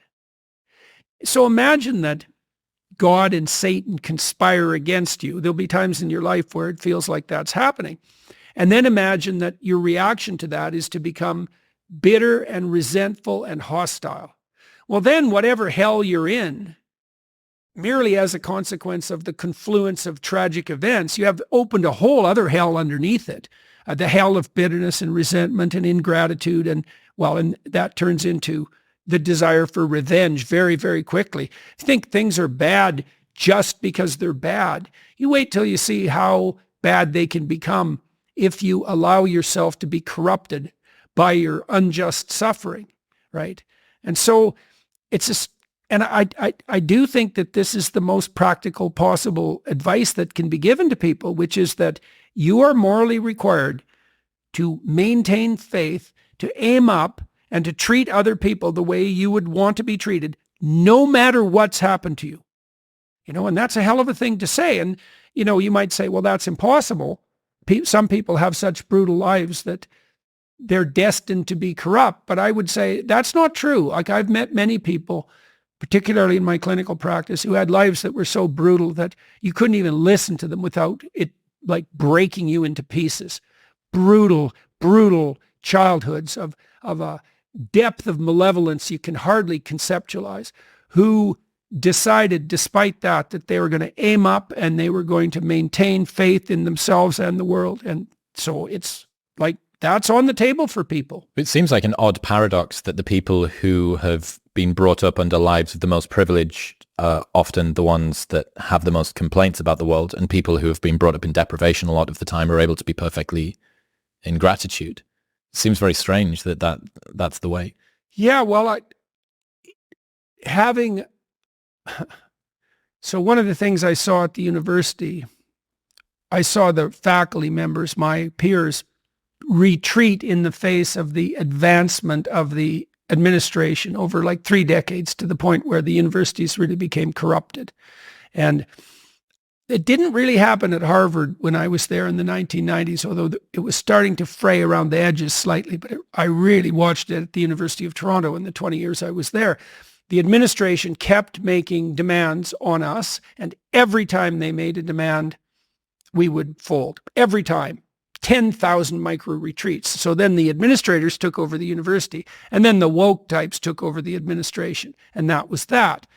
Well, the reason, what I saw my faculty members do, the academics that I worked with, is that this is how the corruption starts. It's like when you're an undergraduate, you write down what you think the professor wants to hear to get the grade. And then you're a graduate student, and you have to, let's say, get along with your professors and your supervisor. You have to tell them what you think they want to hear so that you can get your PhD. And then maybe you are on the academic track and you're an assistant professor. There's 3 levels of being a professor. You're not tenured as an assistant. So you really can't say what you think or do what you think you should do then, because you have to get tenured. And then when you're tenured, well, you're not a full professor yet. And so you don't speak then. And back in the back of your mind, you have this idea, well, at some point, I'll have enough security so that I'll be able to tell the truth. But that's based on this weird idea that the courage to tell the truth is based on security. Well, courage isn't based on security. That's a stupid theory. You're not courageous if there's no risk. So your notion is you'll be courageous when there's 0 risk. Well, obviously, that's a contradiction in terms. You're only courageous if there's a risk.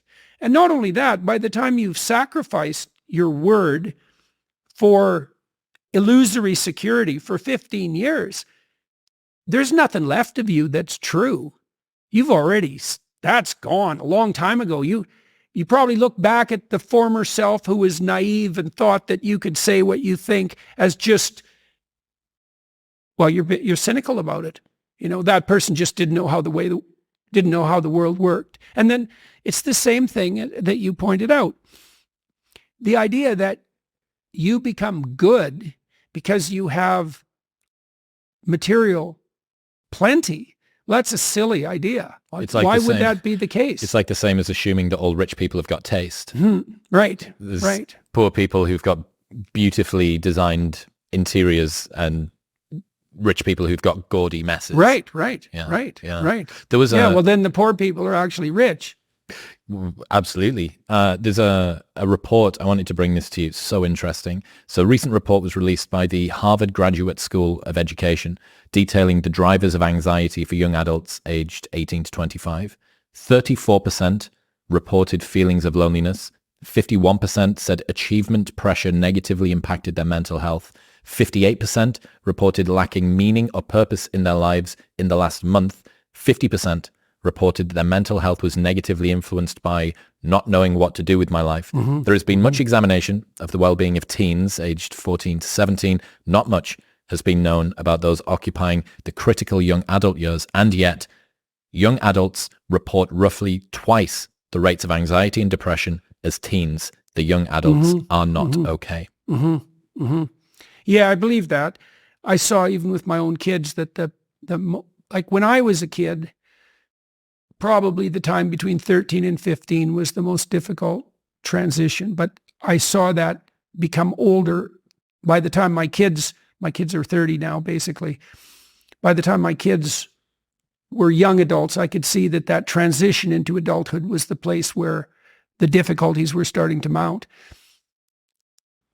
I think perversely that the therapeutic world has a fair bit to do with this, partly because therapists who are basically secular liberal Protestants, that's a good way of thinking about them, tend to conceptualize mental health as subjective, right? It's like mental health is something you carry around in your head, like you carry around your identity. That's why we have these ridiculous ideas that you can just define your own identity. I am whoever I say I am. Well, obviously you're not, because other people have to go along with your game there, buddy, and they're either going to do that, they're not going to do it, or they're going to do it voluntarily, or they're going to do it by force.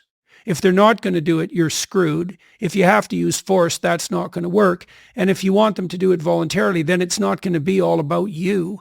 Obviously, even no 4-year-old can find someone to play with if he always gets to pick the game.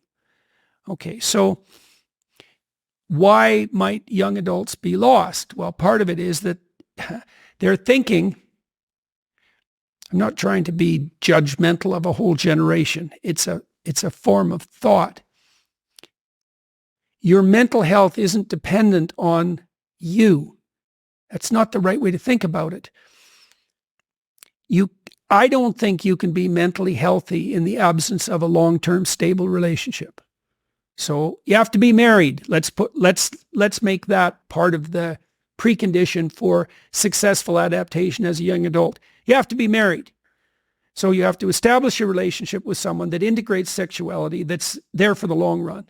Because there for the long run is the same as sane. There for tomorrow, there for the next minute, that's not sanity, that's impulsiveness. That's aimlessness. They're the same thing. If it's all about what you want right now, or more accurately, all about what something in you wants this moment, that's the definition of immature insanity. You have to commit. So you commit to someone else, you commit to your family, you commit to your community. Like, there are multiple levels of identity that stretch out into the social world. And voluntarily adopting those levels of hierarchical responsibility gives you an identity. It gives you a purpose. It protects you from anxiety. It does that in all sorts of ways. Like, you said earlier that one of the things you do is seek for validation, and you related that to uncomfortable experiences you had when you were very young. Well, it might not be precisely that you're seeking for validation. You might be properly investigating how you should be embedded in a social hierarchy at every possible level. It's like, well, people think their mental health is something that they just carry around in their head, and that if they just got the way they looked at the world right, or if other people just played their game, that all of a sudden they'd be mentally healthy. It's like, there's no difference between thinking about yourself and being miserable. Technically, if you look at, you can group descriptive statements about yourself statistically. All the descriptors that are reflective of self-consciousness load on negative emotion. Can you not think about yourself in a positive way? Probably not. Really? Not. Well, let's take that apart. You like doing your podcast and you feel positive about it. Okay, but your podcast isn't about you, right? So if you're thinking about how you're of utility to a broad number of people, maybe you would take some satisfaction in that, but that isn't exactly thinking about yourself, is it? It's thinking about the relationship you've established with other people, and it's a relationship of responsibility. Why do you like your podcast? You can pursue what you're curious about, but you wouldn't have to do that publicly. Okay, so why do you do it publicly? For a few reasons. First one being that it keeps me accountable. That was one of the main reasons, that it kept me accountable, because I knew that if I didn't do it, if I wasn't rigorous and precise, and aligned with what I'd said and done previously, that there was an external eye that's watching. Okay, keeps me accountable. okay. So, well, that's very interesting. So I would also say that's not exactly about you. That's about your ability to live, to establish harmony between what you say and the way you act and the expectations that an increasingly broad social community has of you as a consequence of what you say and how you act. Okay, that's not about you. That's about your nesting in a social hierarchy, right? And so I think you can, and then you might say too, well, maybe you're thinking about yourself when you're establishing an aim or a goal. Well, not if they're good aims or goals, because if they're good aims or goals, and I would say what good means technically is an aim or goal that will play out well in the medium to long term across a multitude of situations, including many, many people. So a solution that iterates across time, that is situation independent and that's broadly socially inclusive is a better aim, right? It's a higher aim because it integrates more. All right. Now, you might want to be setting up aims and you might be pleased about how you're progressing in relation to those aims. But if those aims don't have the characteristics that I just described, then if the aims have the characteristics I just described, they're not about you. And then we could also ask, what do you mean about you? Exactly. What you are you talking about here? And so we play these identity games in the modern world that are making people anxious and hopeless. And one identity game is, I'm defined by my sexuality. Okay, so let's take that. I'm defined by my sexuality. Okay, but what do you mean by your sexuality exactly? Do you mean the opportunity to engage in sex? Like, are you reducing sexuality as such to the act of sex? Okay, let's say you are. So now what you're telling me is that who you are is who you are when you're sexually desirous. That's what you've reduced yourself to. But it's even more than that. It's the kind of sexual desire that wants gratification right now with no relationship whatsoever. So not only have you now reduced who you are to your sexual desire, you've reduced your sexual desire to the minimal set of preconditions that would satisfy it. Well, then the first question that might come up there is, why not just use porn? It's a lot simpler. And the answer to that is what people are doing. Well, it's no wonder that they're anxious and lonesome and aimless because they've reduced themselves to a short-term desire. They've found the easiest possible way of gratifying that, and they've abandoned everything that would be a much broader conceptualization of what sexuality would be if it was embedded properly in, well, how about a relationship to start with? And these aren't just opinions. So there are two different strategies of reproduction broadly in the animal world. One is zero investment. Fish, mosquitoes, million offspring, they all die but one, right? So you can reduce reproduction in mosquitoes basically to sex. And you make a million mosquito offspring, all you need is one to survive, problem solved. Okay. On the opposite end of the spectrum, literally, are human beings, because we have the longest dependency period of any animal by a large margin. We have a high investment strategy, sexual reproduction strategy. So whatever sex is for human beings isn't you're off and that's over. That's not what it is for human beings. It's embedded in a relationship. Now, you might say, well, we could pull sexuality out of the relationship and just indulge in it for the pleasure. Okay, so now let's forget about all the other animals. Now we've got two types of human being. We've got the one-night stand human being, repetitive one-night stands, and we've got the long-term committed relationship human being. And then we might ask, okay, what are the personality characteristics of the people in those bins? So let's go to the short-term one-night stand sequential relationship types. Okay, who are they? Psychopathic, narcissistic, Machiavellian, and sadistic. All one-night stand people? If they don't start out that way, they're going to end that way. right? Because you can't use yourself or other people for short-term gratification. Look, the definition of a psychopath is someone who uses someone for short-term gratification. Okay, so it's definitional, right? So, and then you might say, well, I'm not like that. I just like sex. It's like, yeah, but if you practice that for 5 years, you're not going to become what you practice, and I talked to Russell Brand about this a little bit and I can say this because it was on his podcast, so it's not like this is secret. Russell had what Andrew Tate promises his followers. He had fame, he was charismatic, and he had more or less unlimited access to short-term sexual gratification. Okay, in combination with, the chemicals that make that even more likely, alcohol and cocaine, let's say.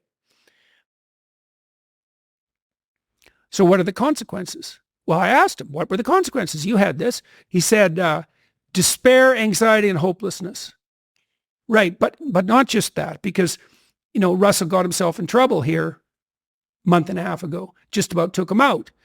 Well, it was his past coming back to haunt him, and he had to scroll through his psyche and see, with all these short-term relationships, these short-term sexual gratification binges that I indulged in, did I ever cross the line? Well, the answer is, you're going to have like 200 encounters like that, and you're not going to cross the line. When you're drunk, when you're on cocaine, you're going to cross a bunch of lines, and then it's going to come back and haunt you. And so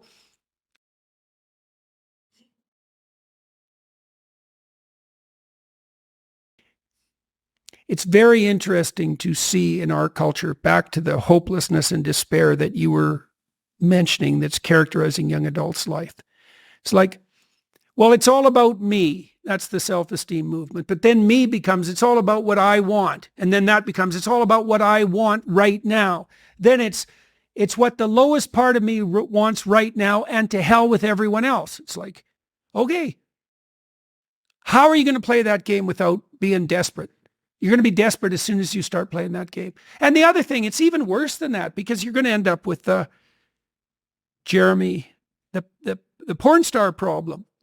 Anybody, you're not going to be very happy about being with the people who want to play that game with you, because they're not going to be the people that are really going to make you feel that life is worth living.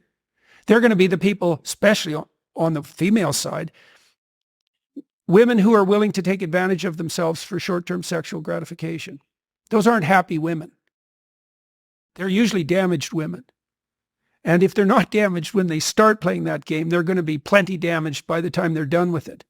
The last time that we spoke, me and you talked about population decline, and the Census Bureau just released today predicting that the US population will decline for the first time ever by the year 2100 after peaking in 2080. So their estimates showed that the US population, which is about 333 million at the moment, is expected to reach 370 by 2080, but will be back down to 366 by 2100. And even immigration can't offset this birth rate decline. Over the last 2 years, do you think things have got better or worse than you anticipated from birth rate and marriage rate standpoint? I think they're probably still getting worse. And I think Musk is one of the few people, Elon Musk is one of the, in case anybody was wondering, he's one of the few people who's called out the danger of, a one-child policy, or the idea that we should decrease the population. I mean, things that don't grow die, but they die for all sorts of reasons. And we could tie this back to identity. What's my identity? I could say, well, it's how I feel about myself. That's the line that's used everywhere now. You don't get to tell me who I am. I know who I am. I'm who I feel I am. Well, first of all, I don't even know what you mean by feel. Like, what the hell? What does that mean? You're your emotional state at the moment, and you can just impose that on everybody. That's your theory, is that that's the theory of a 2-year-old. Literally. That's a very bad theory. Well, where could your identity be other than that? Well, one of my identities when I taught at Harvard was professor, obviously, and that was a good identity. But that it wasn't something I was carrying around in my head. It was a pattern of relationship that I had with a whole bunch of people, all my students, right? It wasn't inside my head. Now, there was a concordance between my representation of myself and how I was acting in the world. And that concordance was the health. It wasn't what I thought of myself. Part of the reason that you can take some, let's call it gratification, from being a successful podcaster is that you're actually a successful podcaster. It's not in your head. It's in 1.5 million subscribers. It's how many podcasts have you done? 700. Okay, so it's in 700 podcasts. It's not something you're carrying around in your head. Do you remember, I loved the 42 rules that created the 24 that you ended up coming up with, but there's one that you didn't use. If you have to choose, be the one who does things, right? Not the one who is seen to do things. Exactly, absolutely. I love that rule. Oh yeah, that's a great rule. That's a great rule. Yeah, well, the thing is that you can do almost anything you want if you're willing to take responsibility for it, if you don't want credit. One of the most effective political maneuverers I've ever seen, woman she's so brilliant. I won't tell you who she is, but she's so sharp. She's so brilliant. And she told me the last time I saw her, she's had her finger in pies for like 30 years, popping up in places you'd never expect. And I asked her, it's like, how the hell did you pull this off? And she said, I decided 30 years ago that I could do whatever I wanted if I didn't want credit. And so that's exactly what she's done. And she's had a stellar career, stellar. And I've worked with other people who've done the same thing. It's very interesting. It's a very interesting thing to realize. You might say, well, why would I want the responsibility without the glory? It's like, hey, do you want the glory? Are you so sure that wouldn't just get in your way? There's something to be said for anonymity. And second, maybe you want the responsibility because that's the adventure. You actually get to do the thing that someone else just wants to take credit for. Well, maybe doing the thing is plenty of reward in and of itself with regard to identity. When I was a professor, I was also a husband and I was also a father. Well, those were identities, but they weren't in my head. They were embedded in the relationship I had with my kids, and that was a meaningful relationship, embedded in the relationship I had with my wife. You can't be, it's almost heretical to say this in the modern world. You can't be isolated, alone, without responsibility, and pursuing your hedonistic nonsense, and not be insane and miserable. Those are all the same thing, right? And so, it's got to the point, I've said things that have made me somewhat unpopular, like it's very difficult for people to mature until they have a child. So you find a huge part of what you are in that relationship. It makes you responsible, makes you grow up. It gives you the opportunity to mentor someone. You have someone around who's more important than you. Well, that's part of being mentally healthy. It's a huge part of it. This enterprise that I put together in London, helped put together, Alliance for Responsible Citizenship. We're trying to put forward a model of governance. It's called a subsidiary model. And the idea is that people have multiple social roles that scale. There's you should take care of yourself, integrate yourself, which means you can conduct yourself properly across the medium to long run. You're self-sustaining. Then you can maybe extend that to your partner, and then to your family, and then to your local community, and then to broader communities as you become more and more competent and able to take on that responsibility. That's the alternative to isolated hedonic slavery. You're slave to your own whims. And it's the alternative to tyranny, because if you take on all that responsibility, you don't have any need for someone to govern you. And so that's another example of how I blamed it on the therapists a little bit. I called them liberal, Protestant, secularists. And that's because they think about the locus of the psyche as interior, subjective. That's what a liberal would do. It's just not accurate. That isn't the way the psyche works. It's not in your head. It's in your head and in the world at the same time. It's truly the case that your sanity is the concordance between you as an individual and the world. That's the sanity. It's not the proper structuring of your psyche or your brain, for that matter, inside your skull. You're distributed out into the world. And you should be. And you want to be. That's where the adventure is. You want to be solipsistic? A solipsistic porn masturbator. Jesus, it's no wonder you'd be aimless and miserable. Well, God, it's so pathetic. Why am I so unhappy? It's because you think about yourself. No, you think about the lowest impulses in yourself all the time. That's why you're miserable. Whilst being at ARC, what I thought was particularly interesting was your live event that you guys did at the O2 on the evening time. And everyone was great. But Douglas, I thought, was just a tour de force that evening. What have you learned since being friends with Douglas? How's he impacted you or influenced you? Well, Douglas is very, very disagreeable, and he enjoys combat.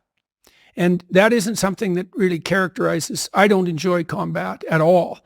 I mean, part of the reason that it's perverse, I suppose, in some ways, part of the reason that I will engage in difficult conversations is because I don't want to have them forever. And so, one of the rules I had in my marriage, and it was a rule that my wife also was pleased to follow, was that if we have a problem, we're going to deal with it right now. And we're going to deal with it right to the bottom. And that's very unpleasant. But if you do it, sometimes you only have to do it once and the problem goes away. And then you don't have that bloody problem every day for the rest of your life. And sometimes it takes 20 times before it's fixed, before you've got to the bottom of things.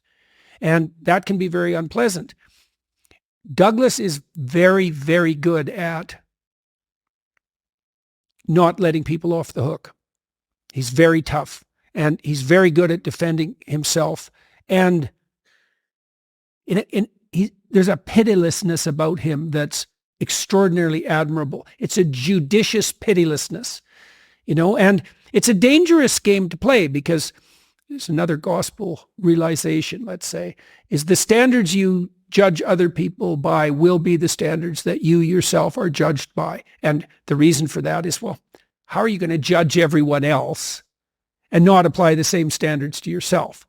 Like, that's not going to happen because you become what you practice, and you'll turn the hostile eye that you turn on others, you will absolutely turn on yourself. There's no way around that. And so Douglas plays a dangerous game because he's very combative, but he's also extremely careful. He's very careful with his words. And he toured with me through Europe. I think we did 9 shows together. We split the Q&A. He did a little bit of an introduction before my lectures. I really liked it. I thought it was great. It's been a privilege to get to know him. Super sharp, very cultured person, very witty. So he has a great sense of humor, which is also fun, which also is one of the things that makes him a very dangerous opponent in a debate, because not only does he have the facts at hand, like Bjorn Lomborg, but he's devastatingly witty and cutting. And it's fun to watch that. He's a master at it. So it's interesting to think about the fact that all you need really in a live debate, I think I learned this from you and Sam ages ago. If you're doing a live debate now that's not a proper intellectual formatted opening remarks, so on and so forth, if you manage to get sort of 2 or 3 real zingers, you won. Regardless of the content, if you do 2 or 3 real zinger, whole crowd laughs, guess what? You got. Yeah, well, the great public intellectuals have a vicious sense of humor, right? And I mean, I also think that's why so many of the successful podcasters have been comedians. Well, at the ARC conference, I think Konstantin Kissin's speech was the overwhelming hit of the convention. I think it's got 600,000 views as of today, 650 on the ARC site and about 600 on his own channel. And Konstantin did a beautiful job of merging intellectual content with wit. Well, the interesting thing about my live tour that I'm about to start doing, a bunch of my comedian friends have said to me, dude, I am so jealous of the tour that you get to do because no one's expecting you to be funny.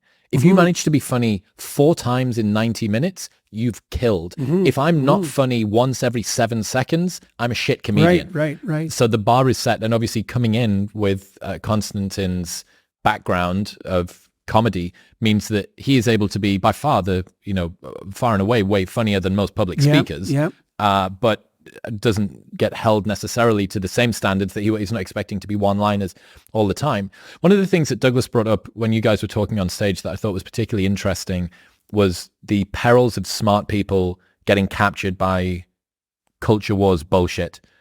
Do you ever think about how much time over the last decade some of the smartest people on the planet have had their attention, their cognitive horsepower just taken away, arguing about whether men are men and women are women or not, or whatever the idea du jour of the day is? Yeah, well, just this how is much something time's that, been lost. So I've been partnering with the Daily Wire for about a year and a half so far, and that's been very successful. They've been a pleasure to work with.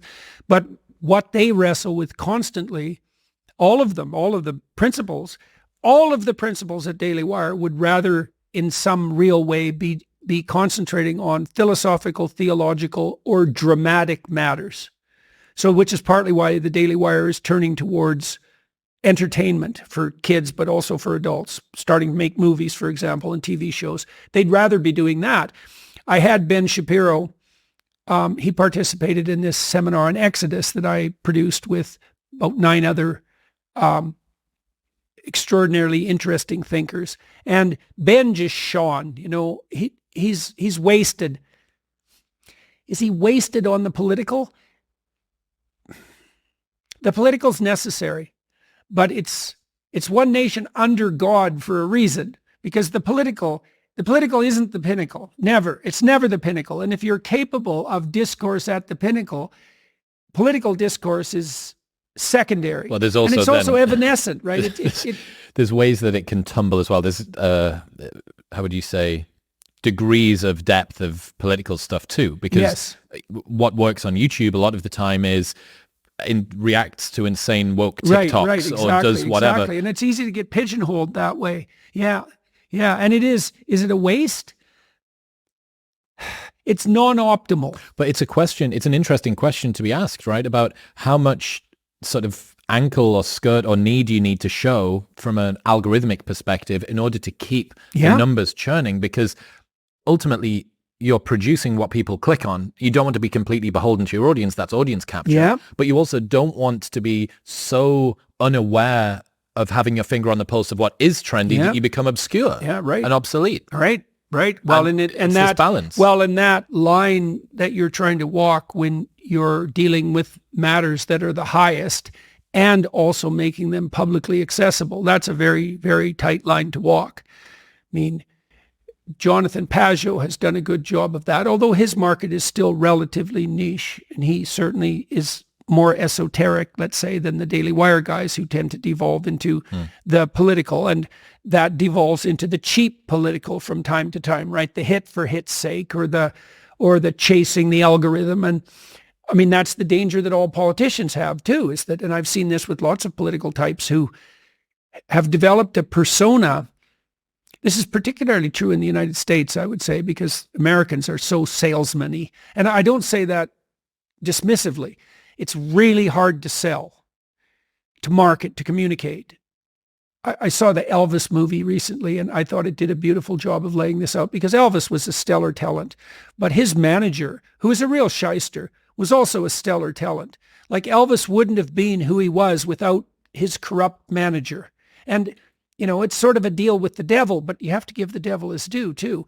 And the salesman-y part of American culture can easily devolve into a kind of narcissistic manipulativeness. That's where it would go if it becomes pathological. But as you said, you have to be aware of your audience, and you have to be delivering what there's a market for. And it's very difficult to get those things right. This is a question that I've got about your new book coming out next year. I haven't seen any of it. And it sounds like, based on what you're reading at the moment, you're trying to grapple with religious texts, especially the Bible. We Who Wrestle with God is the name of the book. We Who Wrestle with God, which is that's what the word Israel means. Israel means we who wrestle with God. That's And so, interesting. well, it's very interesting because it means the chosen people are the people who wrestle with God. And you might say, well, who wrestles with God? And the answer to that is, well, everyone wrestles with God. Well, why? Because you can't act without making moral decisions. Like every step forward is predicated on a moral decision. And so we're all wrestling with God. Is God a moral decision?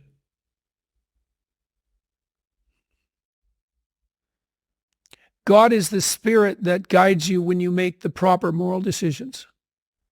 So I wouldn't say God is a moral decision. He's the spirit of moral decision. So- That's actually not a bad definition. Like part of what I'm trying to do with this book is to point out that a lot of what's happening in the biblical corpus is actually definitional, right? Well, modern people think the fundamental issue is, do you believe in God? But that's not the fundamental issue. The fundamental issue is, what do you mean by God? And so let me give you an example of this that will make it clearer. So there's a medieval idea that God is the summum bonum, which means the sum of all that's good, or the essence of all that's good. Okay, you might say, well, I don't believe in that. Now remember, this is a definition of God, right? God is the sum of all that's good. Okay, all right, so you don't believe in that. All right, let's take that apart. Do you believe that some things are better than other things? Well, people will say yes. Okay, so then you believe that there is a scale of good. Okay, is there something that all things that are good share in common? And the answer to that has to be yes, because otherwise you don't have a conception of good, right? The word good implies that across good things, there's some essence. Okay, well, the definition, one medieval definition of God is the essence of good. Well, okay, let's say you don't believe in that. Okay, does that mean you don't believe in anything that's good? Okay, then how do you act then? Because to act means to do something that's better than what you're doing now, right? There's no action without movement towards the good. And well, you might say, well, I don't believe that there's a unitary good. Okay, you believe there's a fractionated good. Well, then what do you do when those things oppose one another, right? Which would be in a conflict of duty. What do you refer to to help you adjudicate between different goods? Well, generally what you do is, if you could pursue A, which is good, or B, which is good, and they conflict, then you pick the higher good. Okay, do you believe in a higher good? Well, if you don't, you can't decide between goods, which means you're paralyzed. If you do believe in the higher good, then do you believe in the highest good? Well, the highest good is God. What do you mean by that? By definition. Okay, so now you have a definition. Now, then the next question might be, well, what's your relationship with the highest good? And you might say, well, I don't have a relationship. It's like, well, actually you do, because you act in relationship to it. You can't help it. One of the interesting things about the biblical corpus is that it's based on the insistence that you have a relationship with being and becoming, a relationship, like a personal relationship. When you say biblical corpus, do you mean the collection of text that makes up the Bible? Yeah, because it's a library of books, essentially, right? Okay. The Bible is actually the first library of books. It's written by a very large number of different people and aggregated over thousands of years, and then sequenced into a narrative, interestingly enough, because no one really sequenced it. Or by no one, I mean no individual person. It was the endeavor of the collective, or the spirit that possessed the collective over thousands of years. But the narrative is coherent, which is really quite something. And so the narrative is an investigation, number one, into the nature of God, number two, into the nature of relationship with God, and then number three, into the nature of the proper relationship with God, all of those things. And God is the sum of all that's good. So the Bible is an analysis of the human relationship with the good. What would have to happen after the publishing of We Who Wrestle with God for you to look back on that publication and consider it a success?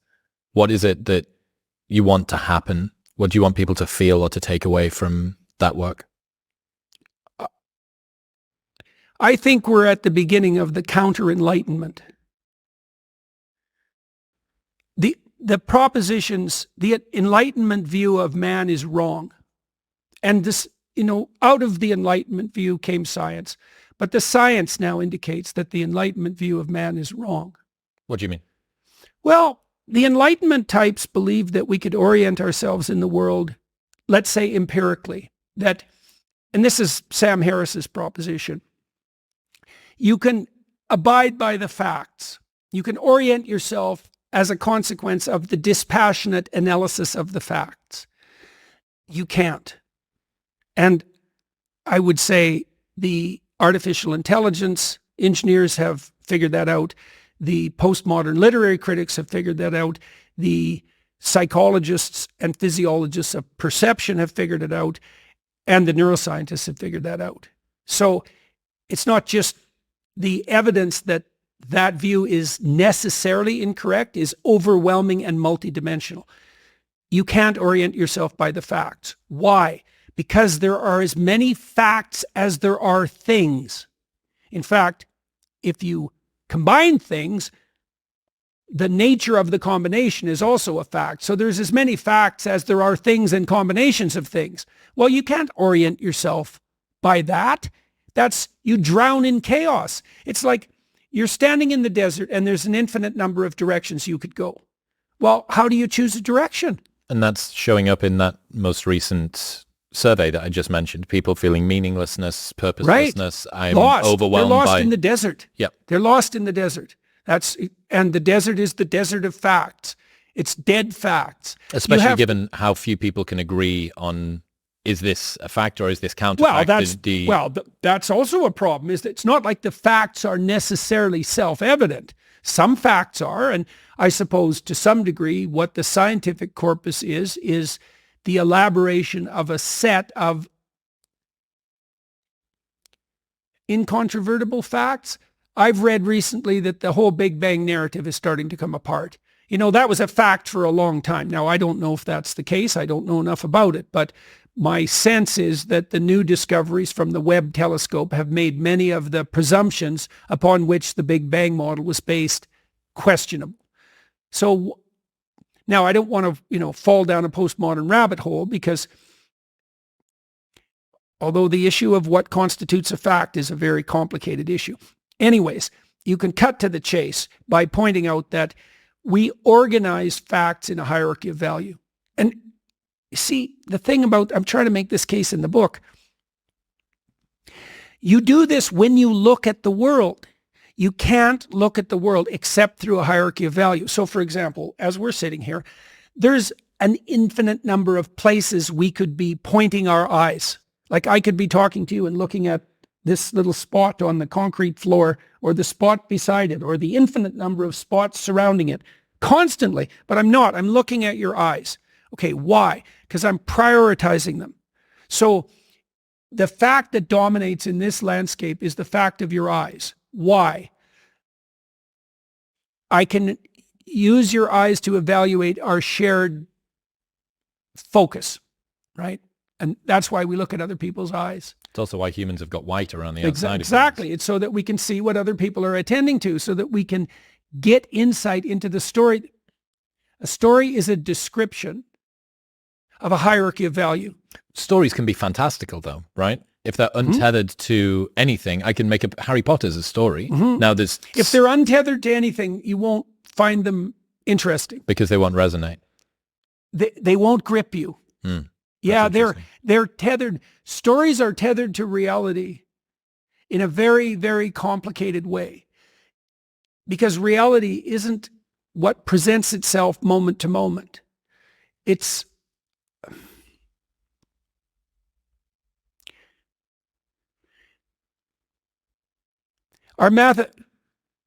there's a huge debate among philosophers about mathematical abstractions. Are they real? Well, you could make a case that a mathematical abstraction is more real than the thing from which it's abstracted. How would you make that case? If you're a master of mathematics, you master the world. So are the mathematical abstractions more or less real? Narrative abstractions are abstractions. But you could say This is what an archetype is. An archetype is a narrative abstraction that's more real than the world, than the apparent world. It's behind the scenes.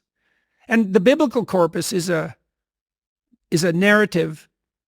It's a hyper-real narrative. That's the right way to think about it. It's more real than real. It's more real than reality. How could something that isn't the thing be more real than the thing? Well, that's exactly the problem with abstraction, right? Is the idea of a church more real than a given church? Well, it is in some ways, because it encapsulates what's similar across all churches, right? So it's like a Platonic ideal. A category is like a Platonic ideal. Is it more or less real? Well, you could say that the reality, this is what Plato said, the reality is a dim shadow of the essence. The reality is less real than the ideal.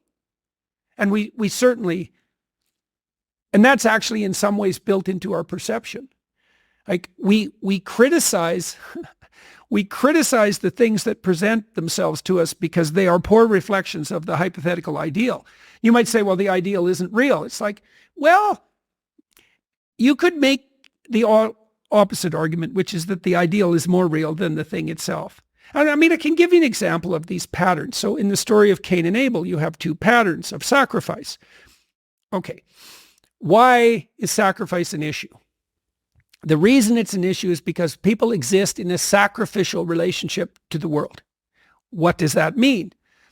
It seems to mean something like human beings are aware of their extended self. You know you're going to be around tomorrow and next week and next month and next year and 5 years from now and 10 years from now. Now it's less certain as you go out, but you do have the sense of yourself as something that stretches across the decades.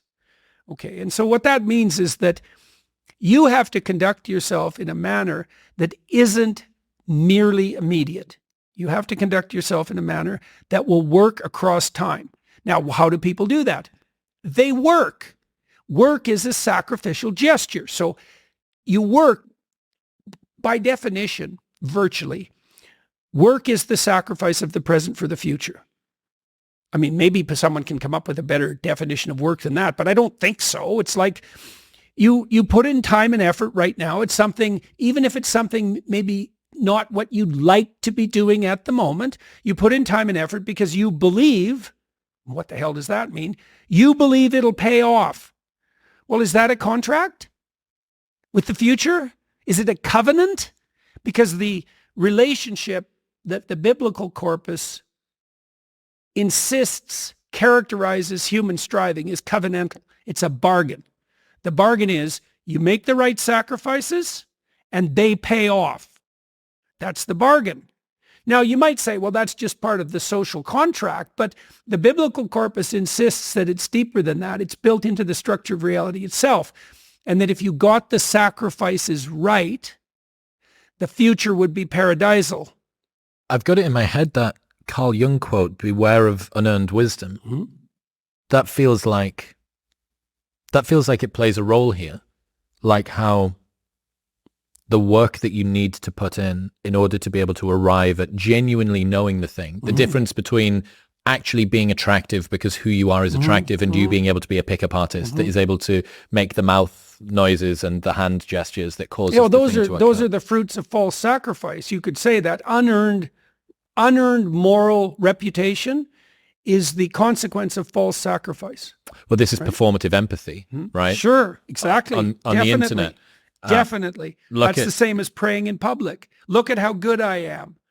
If the look at comes before the how good I am, right. It really wreaks havoc on the good claim. It's also, I spoke to Douglas about this, it seems to almost be a predictor. It's an identifier that you should be a little bit more cautious about what this person's doing. Definitely. You know, if every single person that's super sweetie and nicey, Lizzo. Do you see Lizzo was in the news recently?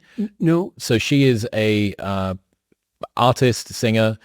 She the one that got in trouble for abusing her close compatriots. Her dancers, yeah. She made her dancers eat bananas out of the vaginas of Amsterdamian strippers.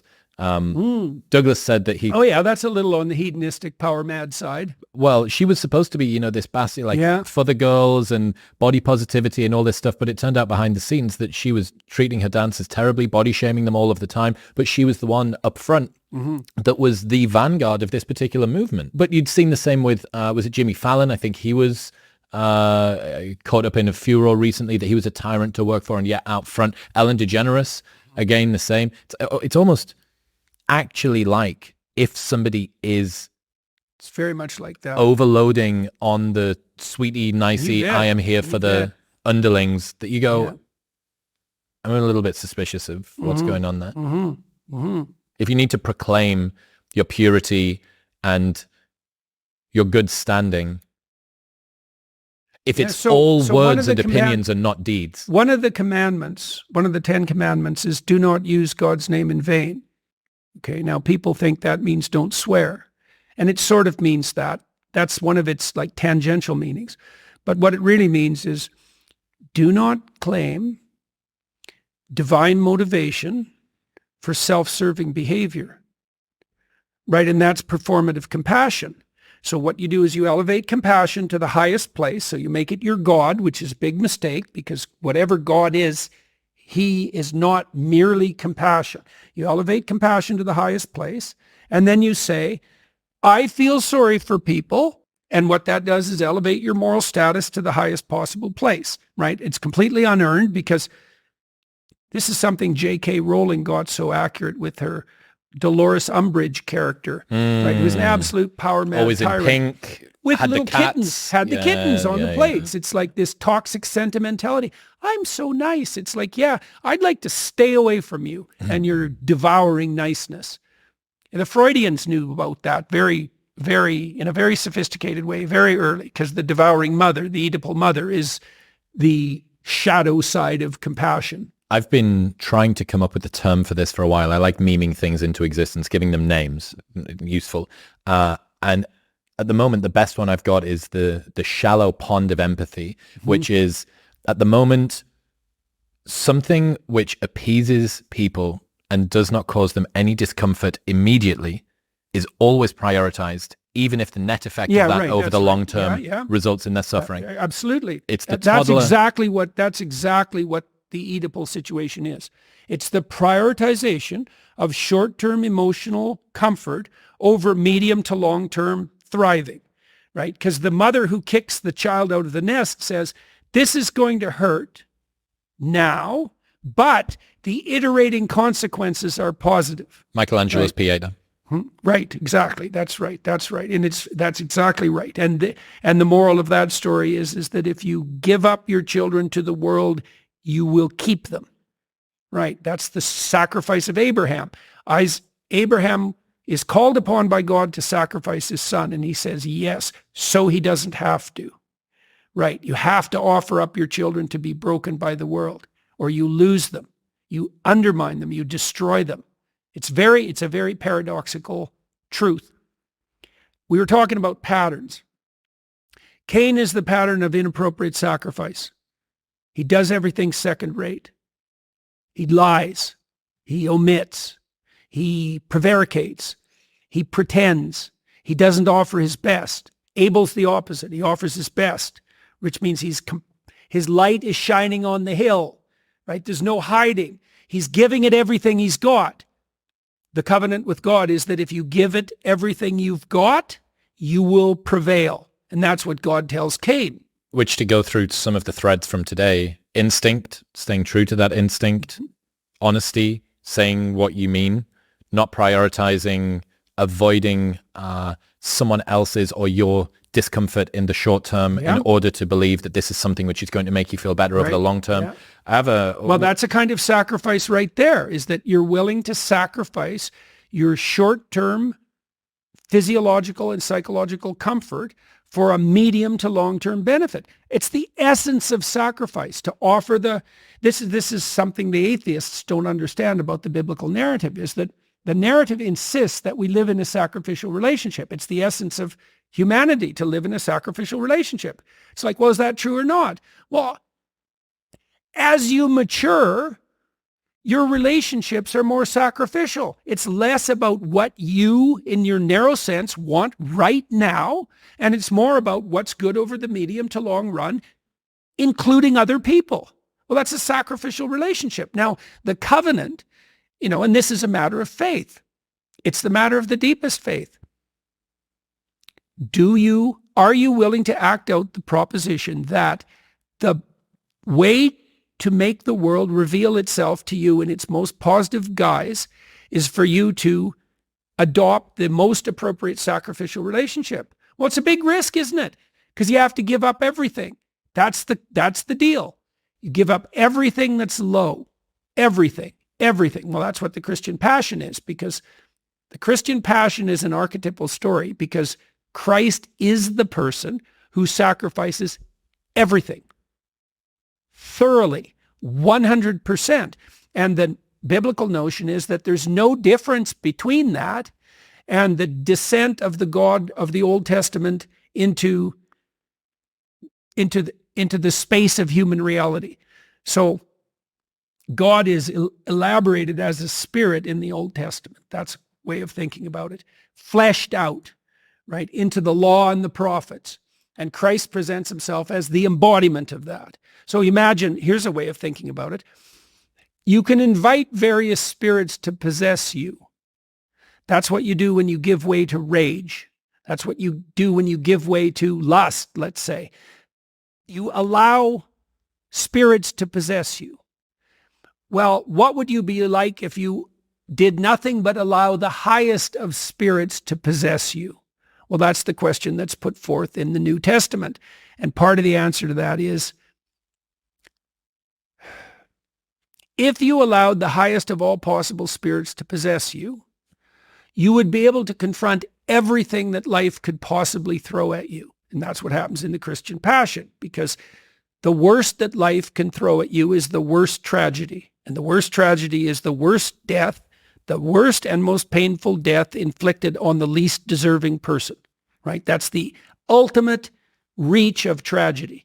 Okay, that's not enough. Christ has to confront that, and he has to confront malevolence. That's the harrowing of hell. So the idea is that to adapt fully to life, you have to allow yourself to be possessed by the Spirit that will enable you to voluntarily face unjust suffering and death and evil. It's like, well, you got an argument against that? How could it be any other way? One of the things that I think I see people respond to this degree of pressure when they think about what is going to happen long term. I have discomfort that is in front of me now that I need to face, that I need to go through if I'm going to get to something in the future that I think that I'm supposed to do. Mm-hmm. And one of the solutions that they come up with, which isn't a solution, but it kind of is to them, is I'm not going to do anything. Yeah. That no decision is kind of the same as a neutral choice. Right. One of my friends, Alex, has got this quote, which I love, and he says, "The heaviest things in life aren't iron and gold, but unmade decisions. The reason you are stressed is that you have decisions to make and you're not making them." Mm-hmm. Yeah. No doubt about it. Well, there's no indecision, right? There's only, because you age. Like you pay for your indecision. It's a decision. It's a decision to avoid fundamentally. And part of the moral that's embedded in the story of Job and in the Christian passion is that you can master what you'll face. And maybe that's true.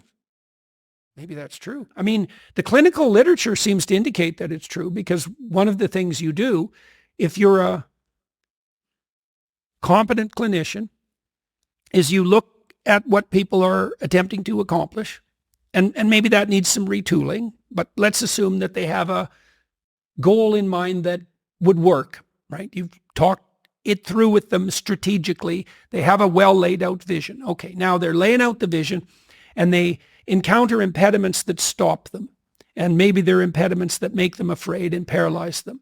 And so then what you do is you decompose the impediment, just as we talked about earlier, until you find a way they can advance that constitutes a genuine advance that they'll actually do. So what you do is you take the problem and you narrow it until they'll face it.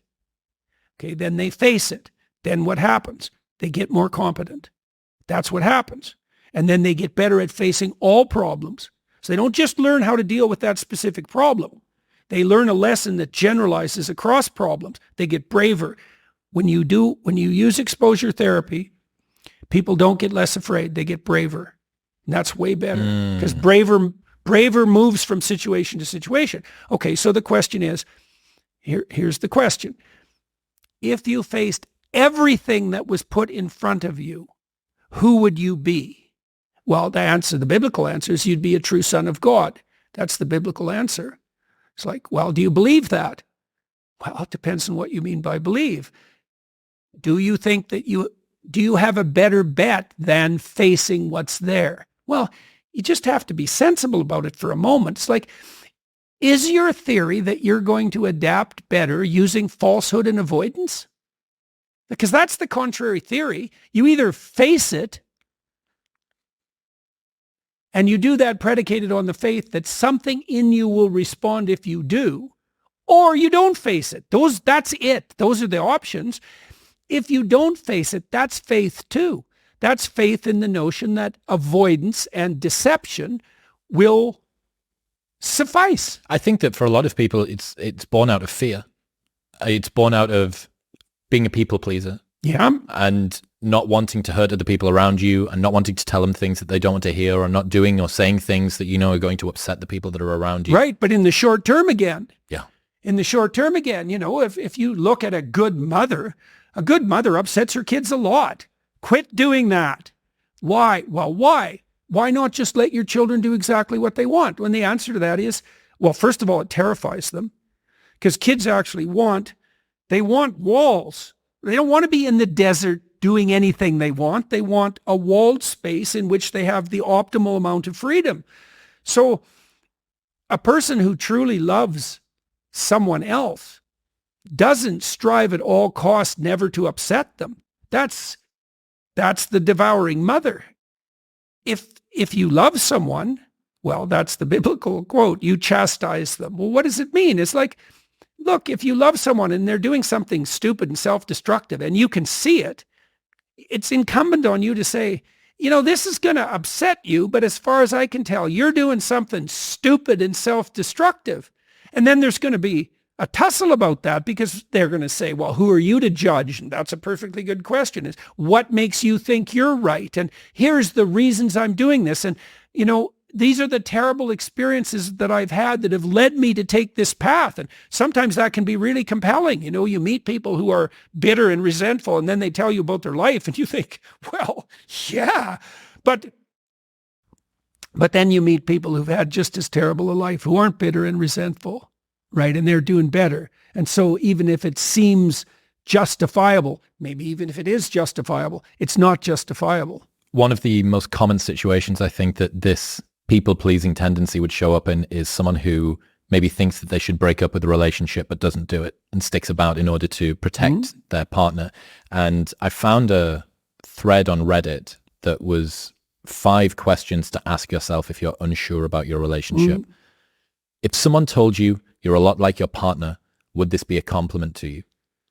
Are you truly fulfilled or just less lonely? Are you able to be unapologetically yourself, or do you feel the need to show up differently to please your partner? Are you in love with who your partner is right now as a whole, or are you only in love with their good side, their potential, or the idea of them? And would you want your future or imagined child to date someone like your partner? And this thread was just filled with people having existential crises. And it seemed to me to be a collection of people who had managed to believe that continuing to mañana, the short-term postponement of the discomfort of the decision that they wanted to have around their partner was somehow the noble thing to do, or the good thing to do, or the virtuous thing to do, or the thing that ultimately would result in the best outcome, even though they knew that if they spread it out long enough and then it's just hidden, we just shove it under the rug. So yeah, that list of 5 questions, I think... well, in most relationships, you can break up or you can have 1,000 fights. And if you have 1,000 fights, then you don't have to fight. You make peace that way, because you're different than your partner. So there's things to work out there. And you might think about that as a compromise, but it's not. It's that you're different than your partner and you have to find a game that you both want to play. That's not a compromise. That's a solution. It's like you bring your skills to the table and I bring my skills to the table, and then we figure out some game we can play where we're both optimally utilized and it's a better game than we could play alone. That's not a compromise. Well, but getting to that's very difficult, and people bring all sorts of baggage to a relationship, and you have to, it's just like disciplining children, really. It's the same thing. Your children are annoying you. You can note that. I'm being annoyed by my child. Okay, so what questions do you ask? Am I a tyrannical son of a bitch who's touchy? Well, that's why you need your wife, because you can go ask her, my kids are annoying me. Am I a tyrannical son of a bitch who's touchy? And she said, yeah, you probably need something to eat, or you're a bit of a prick that way. And you got to listen because maybe it's you. Or maybe she says, yeah, that goddamn child's been getting on my case too. And then you ask each other, are we mutually tyrants? It's like, no, that kid's annoying. Okay, do we want him to be annoying? Well, if you love your child, then the answer to that would be no. Because if he's annoying you, he's going to annoy other people. He's going to annoy his potential friends. He's going to annoy other adults. He's going to go through the world being annoying, and everyone's going to frown at him. That's not helpful. So then you could just fix it. And that's going to cause some short-term upset. Maybe you have a 13-month-old child who's very extroverted and disagreeable, who rules the roost. And every time the mother goes more than a foot away from her, she has a squawk fit because she's learned to control. Maybe the mother, was still tied up with infant care and can't put down a boundary. And so now you have to do something about this emerging monster of a 14-month-old child. And one of the things you do is every time the child is bossy, first of all, you note it, and you note that you're not very fond of yourself for being tyrannized by a 14-month-old. That's a bit of a status hit, like it should be. So you have to notice, I'm annoyed by this child. Well, then I should do something about it. Well, it's going to cause short-term emotional distress. The same thing occurs when you're dealing with your partner. It's like, you're annoying me. Okay. Now, maybe that's me. So I should maybe we should have a talk about that. You're annoying me. Convince me that it's me. And I should listen because maybe it's me. And if I'm annoyed about you, and I shouldn't be, I should fix that. But maybe it's you. So let's find out exactly what's going on. And that'll usually, there's just constant thrust and counter thrust in a discussion like that. And usually, the conversation will circle around whatever the hell the issue is till you get to the bottom of it. And God only knows where that is. But then maybe you can sort it out. And if you sort out enough of those things, you live in peace. And that's something worth attaining, and I've thought forever in my marriage, there's nothing too small to fight about. Now, I put in some rules that I used to have with my clients too. It's like, if someone bugs you, you should note that. And you shouldn't do anything about it, probably.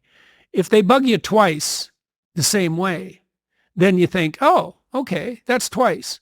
But probably still you shouldn't do anything about it. But if they bug you 3 times, then you can say, here's what you just did. And they'll say, well, no, I didn't do that. And then you say, yeah, you did. And you did exactly the same thing in this other situation. And you did exactly the same thing in this other situation. So don't be telling me you didn't do it because you did it 3 times and I watched. Okay, now they come up with reasons they did it. And maybe some of them have to do with what a stupid son of a bitch you are. And you should listen because maybe they're right. But that's at least the beginnings of the process by which you unravel the problems. You want to figure out, well, we don't want to do this. This isn't the way we want to treat each other. We want to get to a place where our whole life is like the best moments of the best dates we ever had. That's a good goal. And that's attainable. You got to work, man. There's a scene in Genesis. God throws Adam and Eve out of paradise because of their pride, their sin of pride. They each have their own particular version of that sin, Eve's sin and Adam's, but they get thrown out of paradise anyways for pride. And God puts cherubs at the gates of paradise. And the cherubs, they're kind of these monstrous angels, terrifying figures. And they hold swords that are on fire that turn every which way and burn. And you might say, well, what does that mean? And it means that, well, a sword is something that cuts away, right? A sharp blade. And fire is something that burns. And a sword that burns and cuts away. And a sword that burns and turns every which way is a burning sword from which nothing can escape. Okay, now, you want to walk into paradise. Everything that isn't worthy in you has to be burned and cut away, right? Well, that's what that conflict is in a relationship. You know, it's like, that's not suitable for paradise. What does it have to do? It has to be cast into the outer darkness where there will be gnashing of teeth, right? It has to be cut away and destroyed.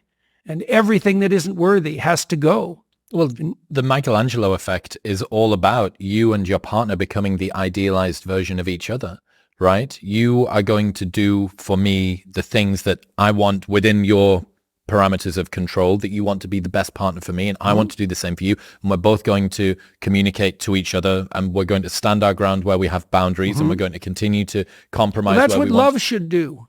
Yeah. That's what love should do. Like if you love someone, if it's genuine love, you see their hidden soul. That's a good way of thinking about it. You get a glimpse of the light that they could reveal to the world if they revealed it. That's what you see.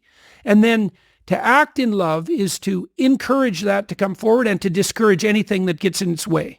That's why I love the Michelangelo effect I'd heard of, and I'd been using it. Okay, so why the Michelangelo effect? This is why.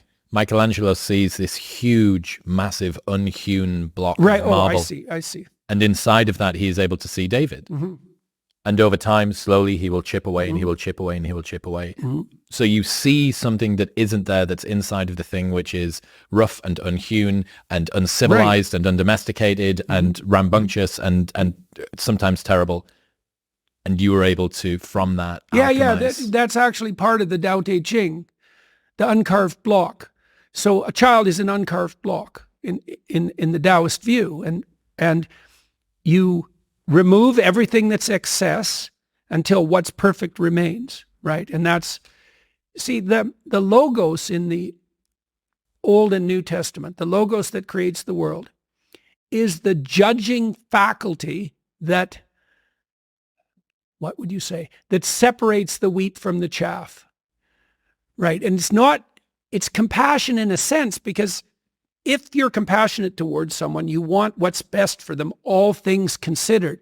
But that compassion in the highest sense can't exist without judgment, because the judgment is this part of you isn't worthy to continue.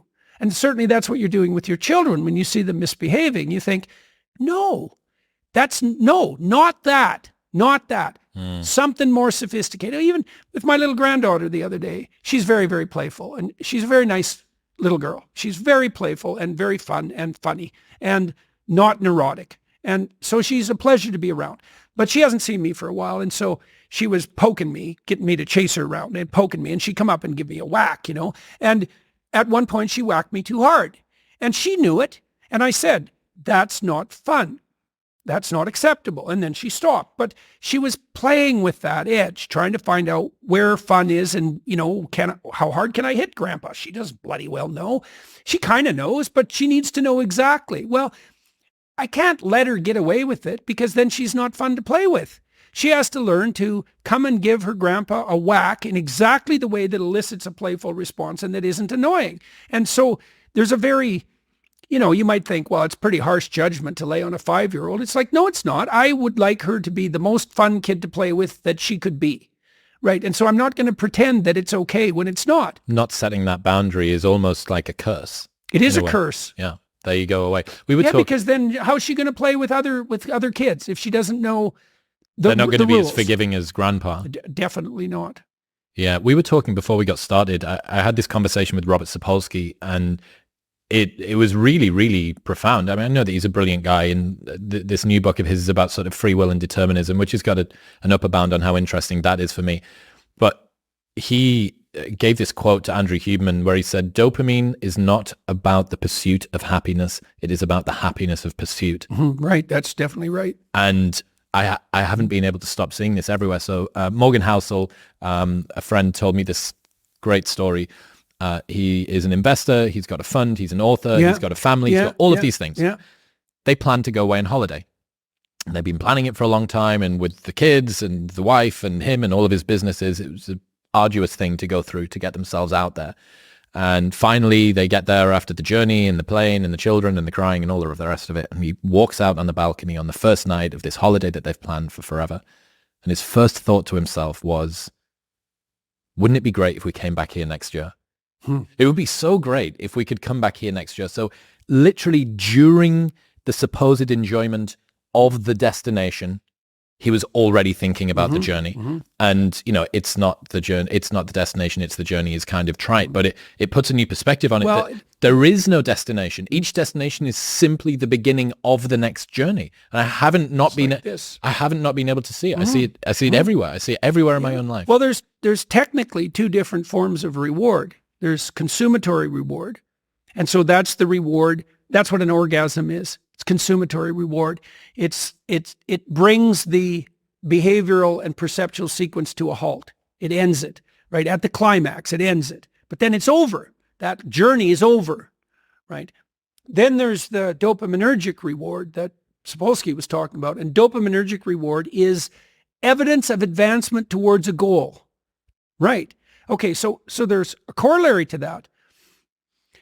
Well, how do you become optimally engaged? Because dopamine facilitates engagement and focus, which is why drugs like amphetamines can be used for kids who are attention deficit disordered.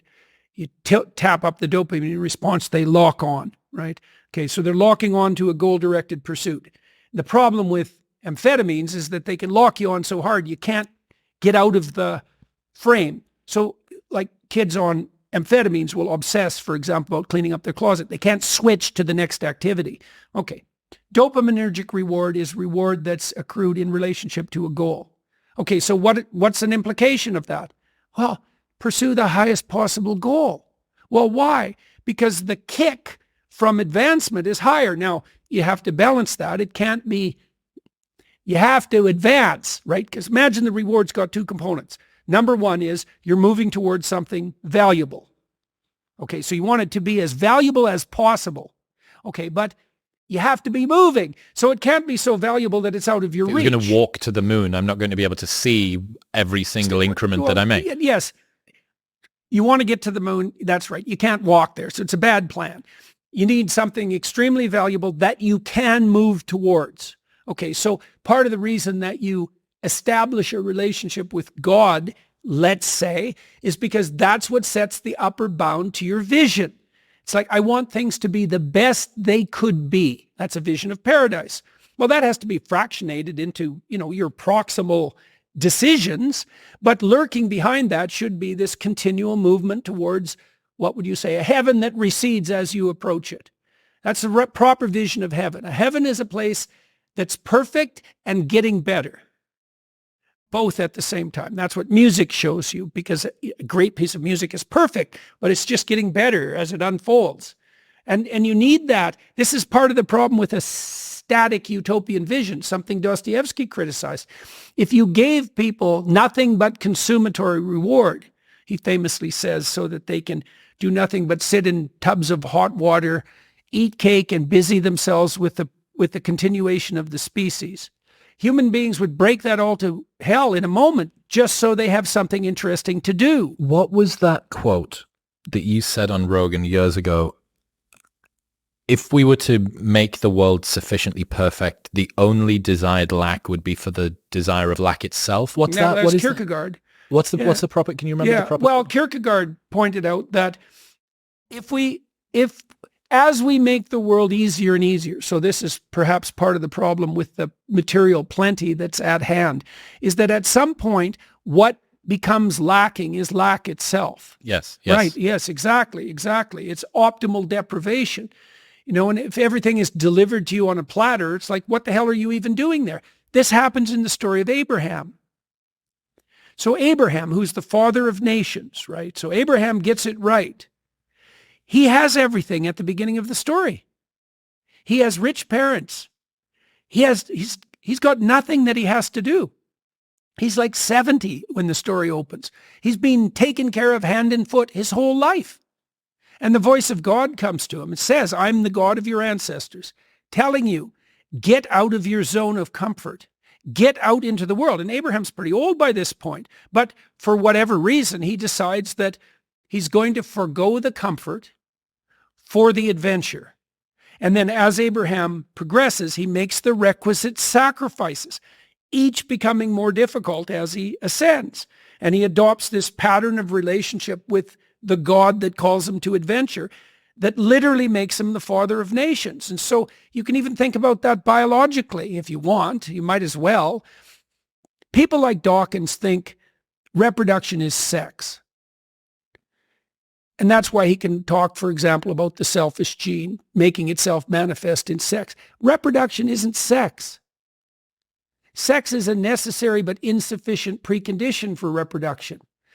Abraham adopts a mode of being, a sacrificial mode of being that establishes the optimal environment for his sons, who then establish the optimal environment for their sons and their sons and their sons. So you can imagine that what Abraham is doing, this is what the story means, is he's adopting a mode of behavior that works best, all things considered, across multiple generations. And he sacrifices everything to that. It's this incredibly expansive vision. Given that we're in a world which is comfortable and we have created buildings in which there are heavy things that you pick up and put down in the same place because it's simply so rare that you have to pick up heavy things, right? Right. The We have proliferation, speed bumps on our roads for the same reason. proliferation of ice baths and sauna Yeah. and even reading to some extent, reading difficult things.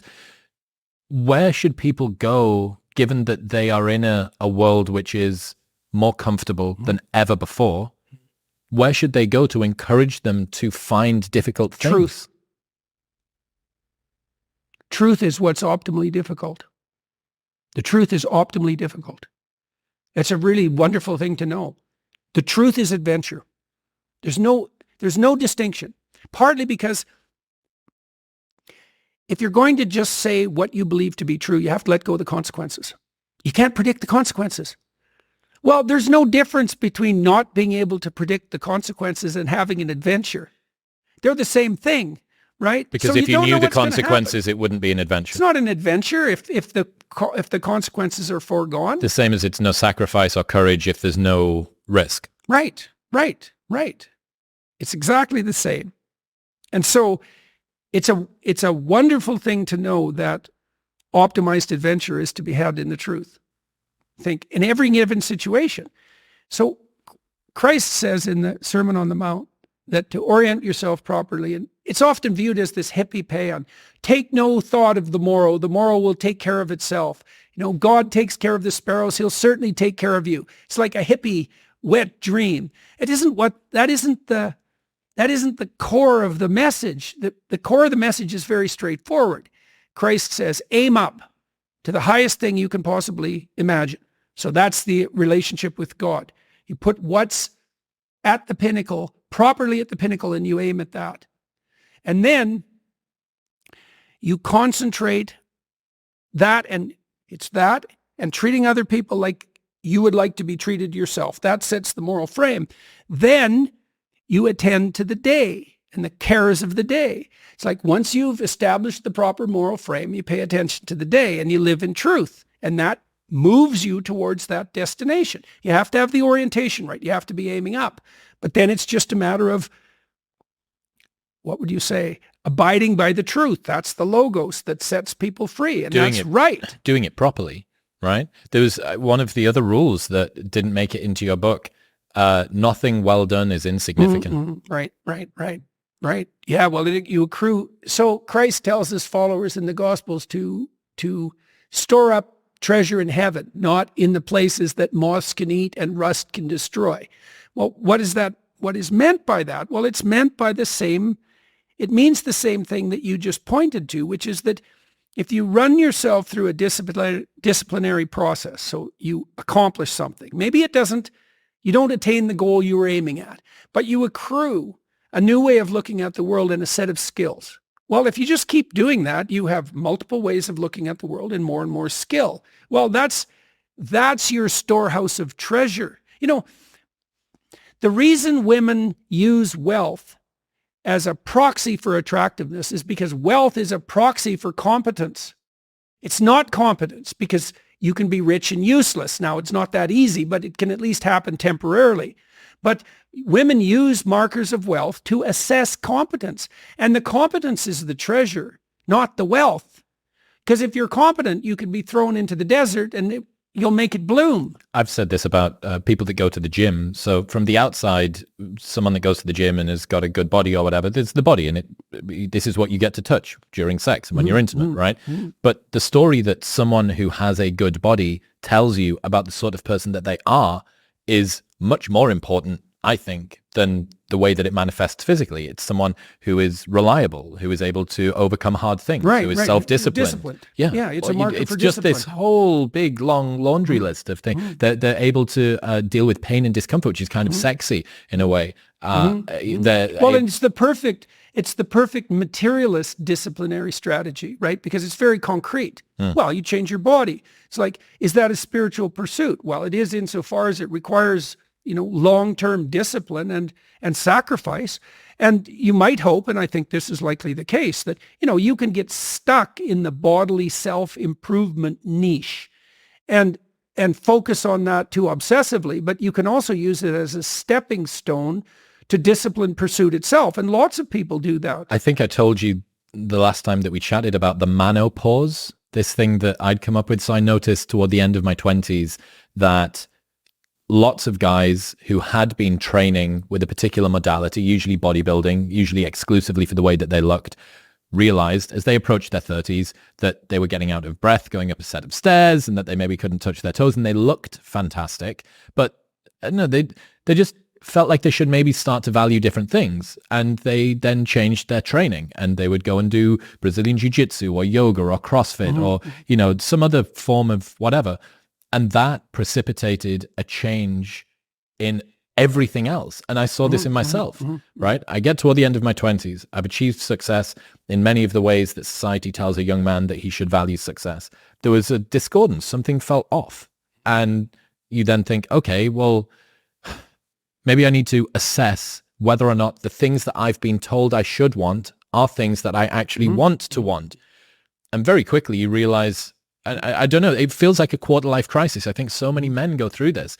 They go, I either succeeded or didn't succeed at a game that I was told that I was supposed to value playing. And upon reflection, I really don't care for it as much as I thought I did. Maybe there was some elements. I was so proud of what I'd done with my business partners. I was so proud of the things that we'd achieved. But then there was other stuff where I was like, why have I attached so much of my sense of self-worth into this and this and this?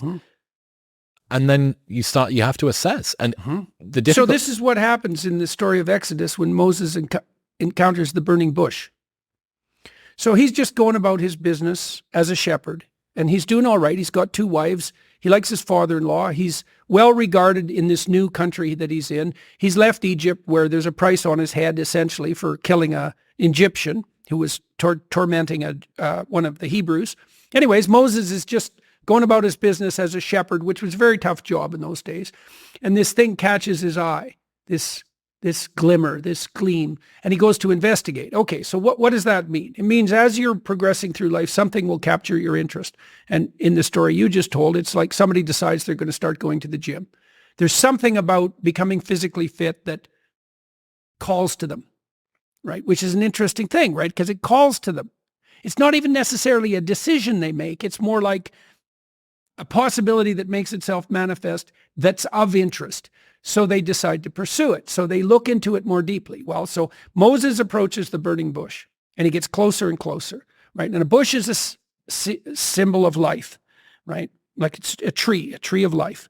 And a tree of life that's on fire is being, that's the life, the tree, and becoming, that's the fire, the transformation. So a burning bush is a symbol of being and becoming as such. Now it's something that beckons. Okay, so now you pursue your physical fitness because it's called to you, and you concentrate more and more on it. You get more and more disciplined. But as you get more and more disciplined, you start to transform, right? And so your vision starts to change. Now, what happens to Moses is that as he gets closer and closer to the burning bush, he starts to realize that he's on sacred ground.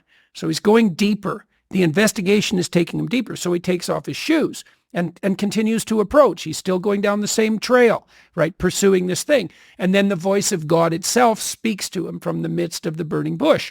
And that's what turns him into a leader. And so what does the story mean? It means that as you walk through life in your normal mode, things will call to you. And if you pursue them, they will take you deep. It doesn't really matter what it is that calls. What matters is that you pursue it, and you pursue it to the depths. And as you pursue it to the depths, you will become transformed. And if you do that without reservation, that will turn you into the person who frees the slaves and opposes the tyrants. And that is how it works. That's the call. And that can happen in any direction, virtually any direction. You just have to pursue it with sufficient faith, right? One of the things that's been, I guess, derogated a lot by pretty much everybody at the moment is university education. And I had such an interesting time at university, almost exclusively outside of my education, right? All of the good things that happened to me while I spent 5 years at Newcastle didn't include what I was taught. It was never inside of the lecture theatre. It was everything I was doing outside of that. And lots of my friends, and it's very trendy on the internet to mock higher education as useless pieces of paper. It's not, you don't need it in order to be able to be successful. It's certainly the thing that I've ended up doing. This podcast didn't require me to go to university, but maybe in some ways it did, but also definitely from a qualification perspective, it didn't. But I think I'm still relatively pro university experience. And yeah, you've got Peterson Academy launching, which is your new thing. I wondered how you thought, well, basically, are universities salvageable given that so much that's good about the university experience has almost nothing to do with the education side of it? Are they salvageable? Some are, I imagine. Hillsdale does great. What's that? It's a conservative college in northeastern U.S. run by Larry Arnn. They have a 1% dropout rate as opposed to the typical 50% dropout rate. And they provide a classical, what used to be a liberal education, liberal arts education. It's a more conservative enterprise given how the Overton window has shifted.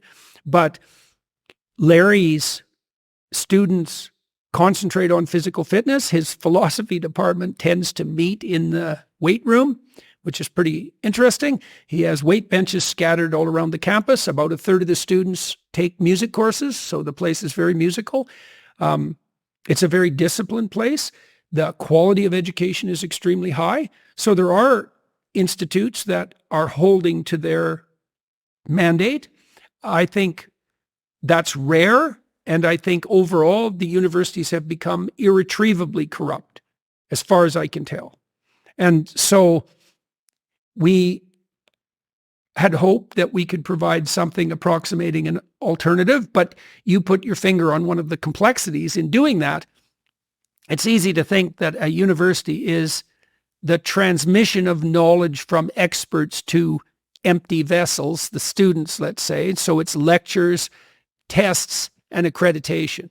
But that's not really what a university is. It's an apprenticeship. If you're fortunate when you go to university, you find a professor or two that you can work with who really teach you how to think. Those professors are generally quite rare, and you're fortunate if you do establish a relationship like that, especially at a big university where the student to faculty ratio is absurdly high, like 200 to 1. I was in lecture theatres that were 300 to 1. Yeah. Right, I didn't get a relationship like that with any of my Right. And that's really not good, because you need an apprenticeship relationship to become educated fundamentally. We started this, we're formulating Peterson Academy. We're hoping that we can provide people with extremely high quality lectures. I'm fortunate, as you are, to be able to reach out to people who are charismatic and well educated, and we offer them a good financial deal, and we treat them very well, and they come down to Miami and they record a relatively short lecture series, 8 hours, and we're implementing state-of-the-art testing procedures, and we're going to be giving out a certificate that you will have to earn to acquire. And so we're hoping that the quality of our graduates will be such that the certificate will speak for itself as a marker for conscientiousness and educated expertise. We'll see. We're also building out the social side of it, because, as you pointed out, a huge part of what happens to you when you go to university is social and socialization. You get to make a whole new group of friends. It's a big deal, right? It's one of those times in your life where you can parcel off who you were and you can become something new. Well, you remember every single summer, at least for me, maybe this was because I was chronically so unpopular in school. I would come back every summer imagining that I would be able to reinvent myself. I'm going to be the cool kid this year. I'm going to be the sporty kid this year, or whatever. Right. But the big one is age 18, because you're not even in the same town. No one even knows who you are. No one even knows what to think about who you are. Right. And that for me was the big inflection point of me going from the child that I was to the sort of young adult that I was going to end up. Right. Well, if you're fortunate, you have a number of times where that happens in your life, where Correct. You can make a relatively clean break and you can invent yourself anew. Right? This is just to interject there. There's an idea called monk mode, which has kind of become a bit of a meme online. But I first read about this years ago, and it involves an extended period of isolation to work on yourself, to reflect on your flaws, to kind of do the inner work, to introspect. It's usually tied in with meditation, with improving your diet, with improving your physical fitness, your mental fitness, all of these different things. And that, I've almost seen it as if doing that and focusing on yourself for a short space of time that's very, very, it's maybe a couple of months, really, really focusing on you, still going about and doing your work and doing the rest of the things. But outside of that, just really, really trying to make yourself as good as possible. Periodizing that, for me, was one of the most powerful inflections, aside from the lifestyle change. And well, that's what confession is supposed to be, fundamentally. I mean, when you take stock of yourself, you confess. You confess to yourself, and you make your sins a reality. You assess yourself for your insufficiency, and you proclaim your insufficiencies. And that, well, then you can start working on them. It's like, it's painful. Here's all the things that I'm not. Here's all the things that I'm not that I would like to be, right? That's painful self-examination. But the advantage is you get all your problems on the table. And the advantage to that is that problem by problem, there's likely some hope. Like, for example, you said you were unpopular when you were a teenager, but that doesn't mean that you had to carry that forward into university, right? There was a possibility that, so how did you get out of that? What did you do? The main reason, I think, was that I didn't really understand how to relate to other kids. So I found myself obsessing over the way that other kids would wear their shirts or tie their ties, or the sort of shoes that they would wear, or the right. So you were looking at external models or markers of belonging. That's why they had friends and I didn't. Right. And I didn't realize that it was just I wasn't socially adept. I didn't understand how to relate to other kids very well, and I think I just got to the stage, especially when I went to university, that I'd spent enough time for me to have learned at least some rough-hewn social skills, and now finally was able to sort of cast off some of the presuppositions that had maybe been following me because... What were the opening points for you? Like, do you remember the first friendship you made in university? Oh yeah, the guys that I lived with. So okay, so these were roommates? Yeah. Okay, so that's a good see, that's a thing that's hard to duplicate online, right? Correct. Because it's having a group of roommates is a formative experience. It was crazy for me. I didn't know because, again, only child, 2 parents living in a small house.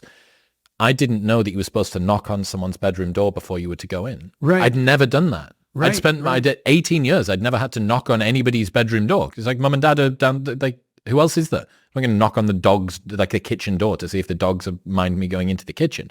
And so many of those things, like, looking back on it now, are just so ridiculous, not knowing that that was something that you were supposed to do. Yeah, well, not knowing those elementary skills, though, that can be a huge impediment. You know, I had people in my clinical practice, we spent hours practicing how to introduce them and to shake hands. Because you want to be expert at that. Because if you're not good at that at all, like if you're really bad at it, you're screwed. You can't even tell someone your name. And so how are you going to make a friend then? You announce yourself as incompetent with your first move. And then if that happens to you 10 times, you're so terrified. Disincentivizes. Oh, God, terribly. And so you should become expert at that. That's something you can do with your kids, is so they can become expert at introducing themselves, you know? Shake hands. Do it with a bit of a firm grip. Look at the other person. Try smiling. You know, match your tempo to the other person. Another dynamic that I've been thinking about recently, I was at a retreat in LA a few months ago, and one of the guys that was there had said he'd stopped talking and writing on the internet because he noticed that the story he was telling in public, he began feeling the necessity to live up to in private. And I think that whether you're a writer or just someone that's got 500 followers on your Instagram and a Facebook from back in the day or whatever, there is an online persona that people put forward that they then almost feel is more real than what they are, and then they try and reverse engineer themselves to fit this new. Well, that's the problem with writing essays that contain what your professor wants to hear. So you can't do that without altering your soul. You can't do that. You cannot construct for yourself a false persona designed to extract resources from the world without that becoming part of you. Like, no one is that sophisticated. No one can have 2 selves like that. And it's part of the reason why you have to be very careful about what you say and do, is that when you practice falsehood, you become false. It's not like those are beliefs that are just in your head. You rewire yourself so you start to literally see the world through the frame of your falsehoods. That's a very bad plan. I've heard you say, if you say things long enough, you're going to believe them. You become them. It's even worse than believing them. It's deeper than that. They're built into you as unquestioned implicit axioms. And as we said earlier on, this can go in either direction, right? You can fake it until you make it, one small step at a time, moving toward a vision which you know is positive, and you continually reassess to ensure that you're not getting hijacked and going in the wrong direction. Yes. Or you can generate so look, in the Pinocchio movie, which I've analyzed to death in the Disney Pinocchio movie. You're Mr. Pinocchio, yeah. Yes. World's leading Pinocchio scholar. So Pinocchio, exactly.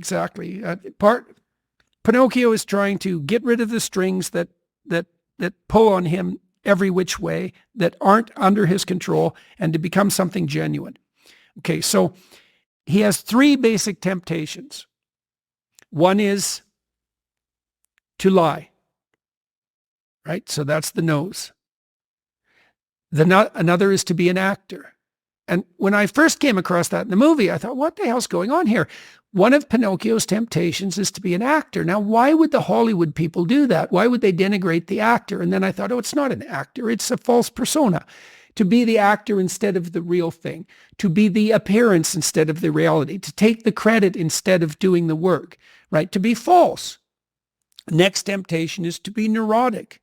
It's so interesting, especially in the world that we have now, how perspicacious these animators were. Pinocchio is literally enticed onto the island of pleasure by a false doctor who diagnoses him with an illness he doesn't have. And the story is, look how sick you are. You're working too hard. You need to go to Pleasure Island. Well, Pleasure Island is run by slavers, right? So it's perfect. Well, be careful what you practice. Be careful what you practice, right? You can be the actor of your own ideal, and that's a way of stepping forward. But when you make false claims to who you are to gain status in consequence, you're perverting your soul. What's the soul? The soul is something like the structure through which the world reveals itself to you. It's something like that. Because you don't see much of the world, right? You see it through narrow apertures. You see what you allow in. That's another way of thinking about it. You better make sure it's the bright part of the world revealing itself to you. And that isn't going to be the case if you lie. One of the problems I think that a lot of the people listening to this podcast, and certainly a lot of my friends who are smart and cerebral, encounter, they think themselves into problems and they struggle to use their intuition because they are able to come up with a reason about why they should or should not at any moment. You know, talking about the soul or the inner voice or the conscience, or, you know, you might refer to it as God that's coming through, the best version of yourself. People that ruminate and introspect are very capable of talking themselves into or out of something that feels like their instinct. Because they worship the intellect. How would you advise somebody who enjoys thinking about things deeply to cast that off and be able to hear themselves a little bit more clearly? There's a difference between attention and intellect. There's something to be said for paying attention. It's not the same thing. Like the intellect, let's say the intellect produces thoughts. The attention gathers information, right? So if I'm conducting a podcast, let's say, I'm paying attention to what I don't understand. I'm not thinking. It's not the same thing. I mean, sometimes I think because the person will say something and it'll set off a train of thoughts. But often what I'm just doing is like, well, do I understand what you just said? That's a matter of attention. I have to note my ignorance. I'm attending to my ignorance. Well, this is what Rogan's great at this. You're great at this as well. If you attend to your ignorance, then you know what to do. You just ask the question. It's like, well, I don't understand this. That's a form of humility, to attend to your ignorance. That's a good thing for those who worship the Luciferian intellect to do, is to attend to their own ignorance. It's not about what you know. It's about what you don't know. You already know what you know. So why not investigate what you don't know? Well, how do you do that? You attend to your ignorance. What's the definition of humility? Humility is attending to your ignorance. And you can do that wherever you are. Is that not still an intellectual exercise? Here are the holes in what I know, therefore I'm just going to continue to ask the questions until I fill them? Well, it's not something completely divorced from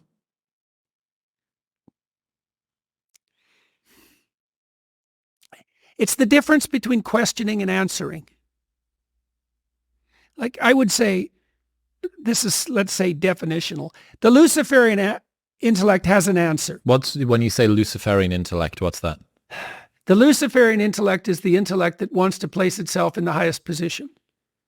And there's lots of people, smart people tend to be Luciferian because they think that their fundamental value is their intelligence. And they think that intelligence is the fundamental value. And then they're often very annoyed if they're very bright and the world doesn't lay itself out at their feet because they think, well, I'm so smart, everything should just be coming my way. Because they've prided themselves on that. It's like, well, and intellectual pride, well, that might be the cardinal sin. The Luciferian intellect is the intellect that wants to put itself in the highest position. It challenges God. That's what Satan is. That's what Lucifer is. Literally in the Miltonian story is Lucifer is the spirit who attempts to usurp God. That's what the communists did. That's what the fascists did. That's what we do when we build towers of Babel. And we can easily elevate the intellect to the highest possible place, especially smart people. They do that all the time. It's better to attend to what you don't know. This is why Rogan's a very good example of this, because Rogan is not an intellectual. He's a seeker. Those aren't the same thing. Rogan is always like a bloodhound. He's on the path of what he doesn't know.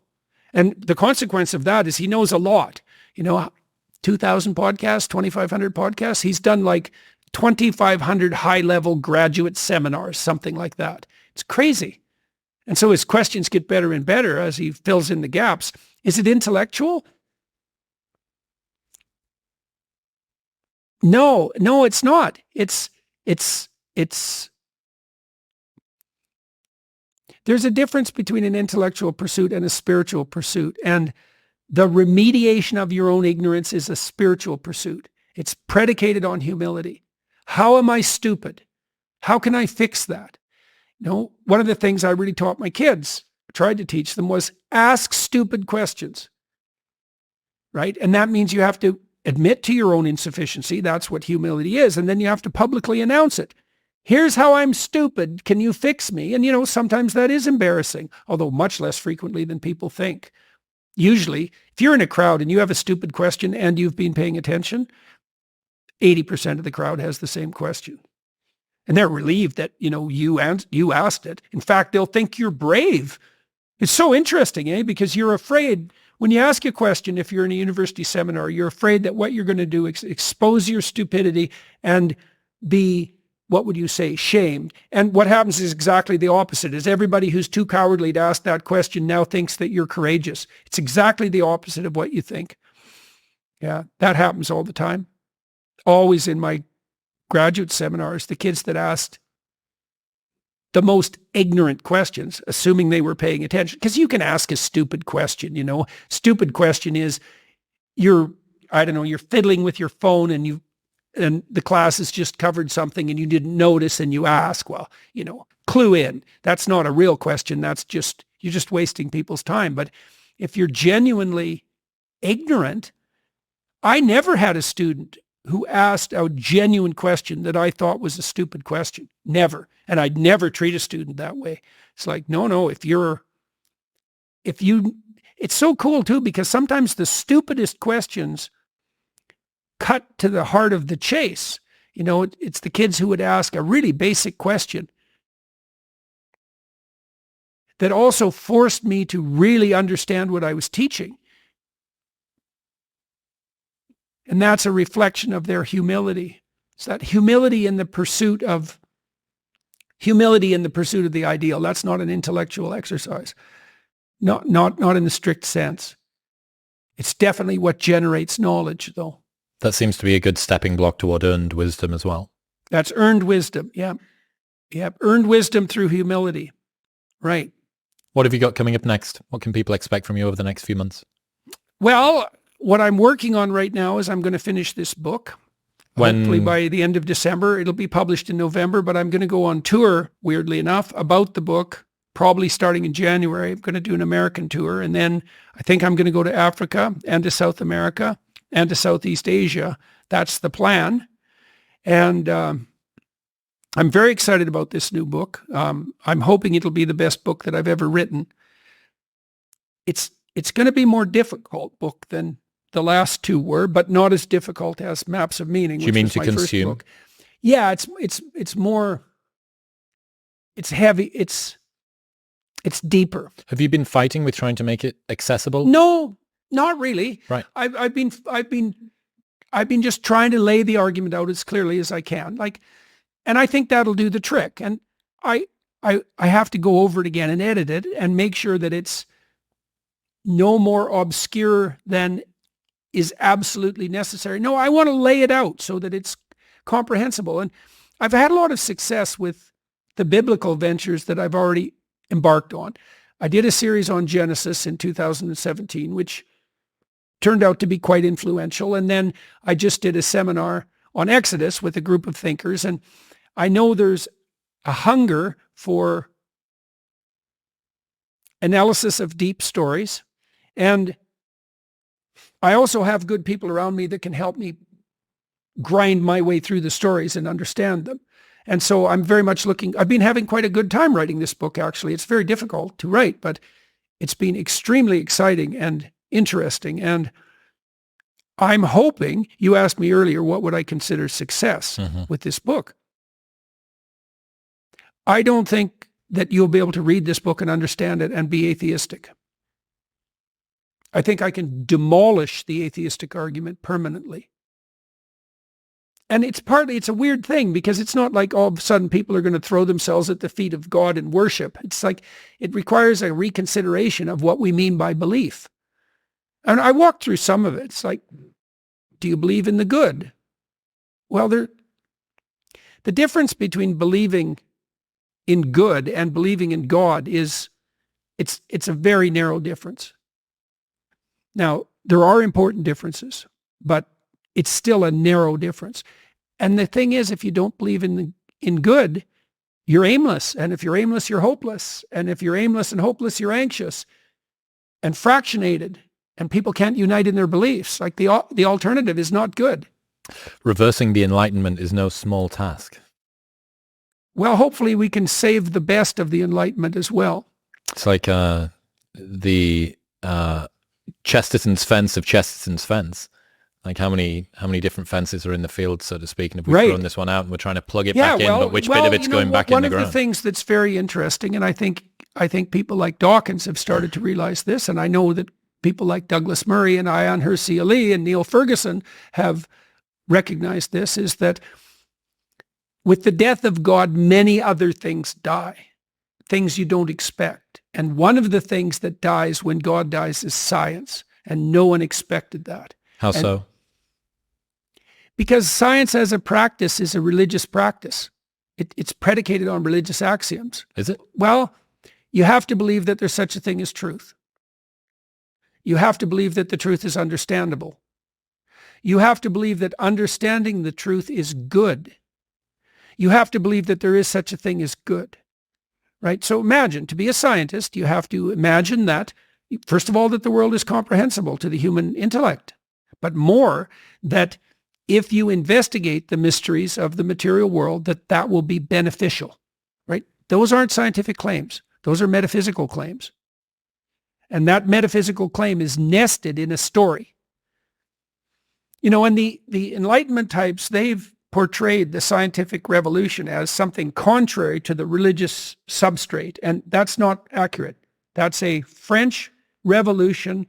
That's a Luciferian intellect history. It's not true. The universities grew out of the monasteries. That's where the universities came from. And science, as a widespread enterprise, got its start in the universities. And they grew out of the monasteries. That's not questionable. Like if you go to Harvard or if you go to Oxford and Cambridge, it's just starkly evident. The layout of the colleges is a monastic layout. So the idea that there's some fundamental contradiction between religious belief and the scientific enterprise, there's nothing about that that's true. And part of the reason that we're losing the scientific enterprise right now is because we've unmoored it from its metaphysical substrate and it can't survive. If you're going to be a scientist, you have to put the truth above all else. Scientists are very rare. You have to believe in the truth to be a scientist. I think Dawkins believes in the truth, by the way. So he's an atheist, but he's much less of an atheist than he thinks. That's my impression. Lying scientists are atheistic or just malevolent. Dawkins is a truthful scientist, and insofar as he's pursuing the truth, and insofar as he believes that pursuing the truth will set you free, then he's walking down a path that's Christian to its core. Now, I know he doesn't like that idea, but he also doesn't like the fact that the scientific enterprise seems to be collapsing in terms of its, what would you call, reliability and validity everywhere. So I appreciate you, mate. I appreciate the time that we get to spend. It always seems to be at a very interesting inflection. Again, this one. The inflection this time is you're out on tour, eh? I am. What's your advice for me? How am I going to survive life on the road? Make sure that when you step on stage that you understand how unlikely it is that you have the privilege to do this. And make sure you remember that all those people who came to see you, they're hoping for something from you. They put in some time and energy to come and see you. It matters what you do. You go out on that stage with gratitude, right? That'll help a lot. You got to remember that. It keeps you on the ground too. You should be grateful that they're not throwing rocks at you. Right. How ridiculous is it that you get to do this? How unlikely is it? Insane. Right, exactly. So you keep that first and foremost in your mind. You remember that you should be stunningly grateful for the miracle that you have the opportunity to do this, because it's ridiculously improbable. Yeah. Yeah, trying to do that without getting overwhelmed is becoming an increasingly difficult task. Yeah, well, part of the way you handle that is that you parse off the jobs that other people can do. You know, when you're out on tour, the social element of that can be overwhelming. So you have to protect yourself from that to some degree. But the other thing you do is anything anyone else can do, get someone to do, and get someone competent and reliable, so that all you're focusing on, get to the next show on time in the right frame of mind. That's your job. Other people have their jobs. Make sure you're surrounded by people who do their jobs. Like our tour so far, they've become increasingly well run. I don't worry about travel, hotels, meals, transportation, none of that. I worry about getting to the venue 1 hour ahead of time, getting my head in the right place, which has to do with this attitude of gratefulness that I described, and then trying to address a serious problem with all the people who are participating in the audience. And then if it's too much, then distribute the responsibility some more. How do you wind down after a show? I watched the Trailer Park Boys. Of course you do. Yeah. Well, after being that good, you have to not be so good for a while. And the Trailer Park Boys is a very good way of doing that. Counteract a little bit. Yeah. I texted Rogan about this yesterday, and I thought that he would, God knows how many shows that guy's done. I thought he would have some wisdom for me. I said, every time that I do a show, I'm so excited. After I finished, I find it difficult to kind of wind down. I've got 4 shows back to back. Then we fly to Dubai. Then we've got all these shows around the US and Canada. And I'm nervous that I'm not going to be able to sleep. And then if I don't sleep, then I'm not going to be able to perform as well tomorrow. And then it'll spiral. And I thought that he would just have some wisdom. And he said, that's a tough one, man. To be honest, I've never had any problem sleeping. I was like, well, fuck that, I guess, But no, I'm excited. And I'll check back in with you once everything's done. We're going to record one of them properly record it like a special. So that'll be, maybe we'll put it up. Maybe it'll just stay for posterity. I don't know. But we're going to have it. So yeah, I'm excited. Yeah. Well, good luck. Thank you, man. Good luck. Thank you. Should be a blast. Yeah. I'm definitely going to learn a lot. And as we've said today, pushing through discomfort and doing different things and following something close to instinct. A lot of the things that I'm saying are like vulnerable in some regards, I guess. They're things that are meaningful to me. And I hope that people take a lot away from it. And I hope they have done from today too. So one of the things I do when I go on stage is like, I spend the first 10 or 15 seconds looking at the audience. Like, I don't mean as a crowd. I've seen you do this a lot. I would technically refer to it as stalking. But it's not far from a stalk. It's good. I look everywhere. And this is an exposure technique. You don't want to be afraid of the audience. And so at all. And you don't want to be talking to the audience. So I look at people and I see, I look everywhere. And you can't see in the back rows if it's a big place, but fundamentally, I look everywhere I can, and I look at individuals, and I'm marking them out as people. And then I'm remembering, I'm talking to all these individual people who've come here. And then that's easy because you can talk to individuals, and they're your guests, eh? That's another thing for your staff to know too. It's like everyone who comes to one of your events has to be treated in the most positive possible way because they're looking to you for something, and it's very hard on them if they're treated inhospitably. And so, one of the things we've tried to do, I travel with a fair number of people now, but everyone knows that like rule number 1 is treat the audience members, even the ones that have some trouble and maybe even are troublesome. It's like treat them like they're guests because they're guests and you're bloody lucky that they're here. So don't get all high and mighty about it because they put in their time and effort to come here and they're looking for something. So that's part of that gratitude that, and then it's fun, right? That keeps it fun. It's like you're so privileged to be there talking to them. You got to have that in mind. What a privilege it is what is these people? They're coming to listen to what you're doing. That's a good deal, man. That's as good as it gets. So you want to have that firmly in the back of your mind and the front too. Yeah. I'll try my best. Jordan Peterson, ladies and gentlemen. Jordan, thank you so much for today. I'm looking forward to the next time we get to catch up. Good to talk to you, Chris. Thank you very much for tuning in. If you enjoyed that episode with Jordan, you will love my conversation with Douglas Murray, which is available right here. Go on. Tap it.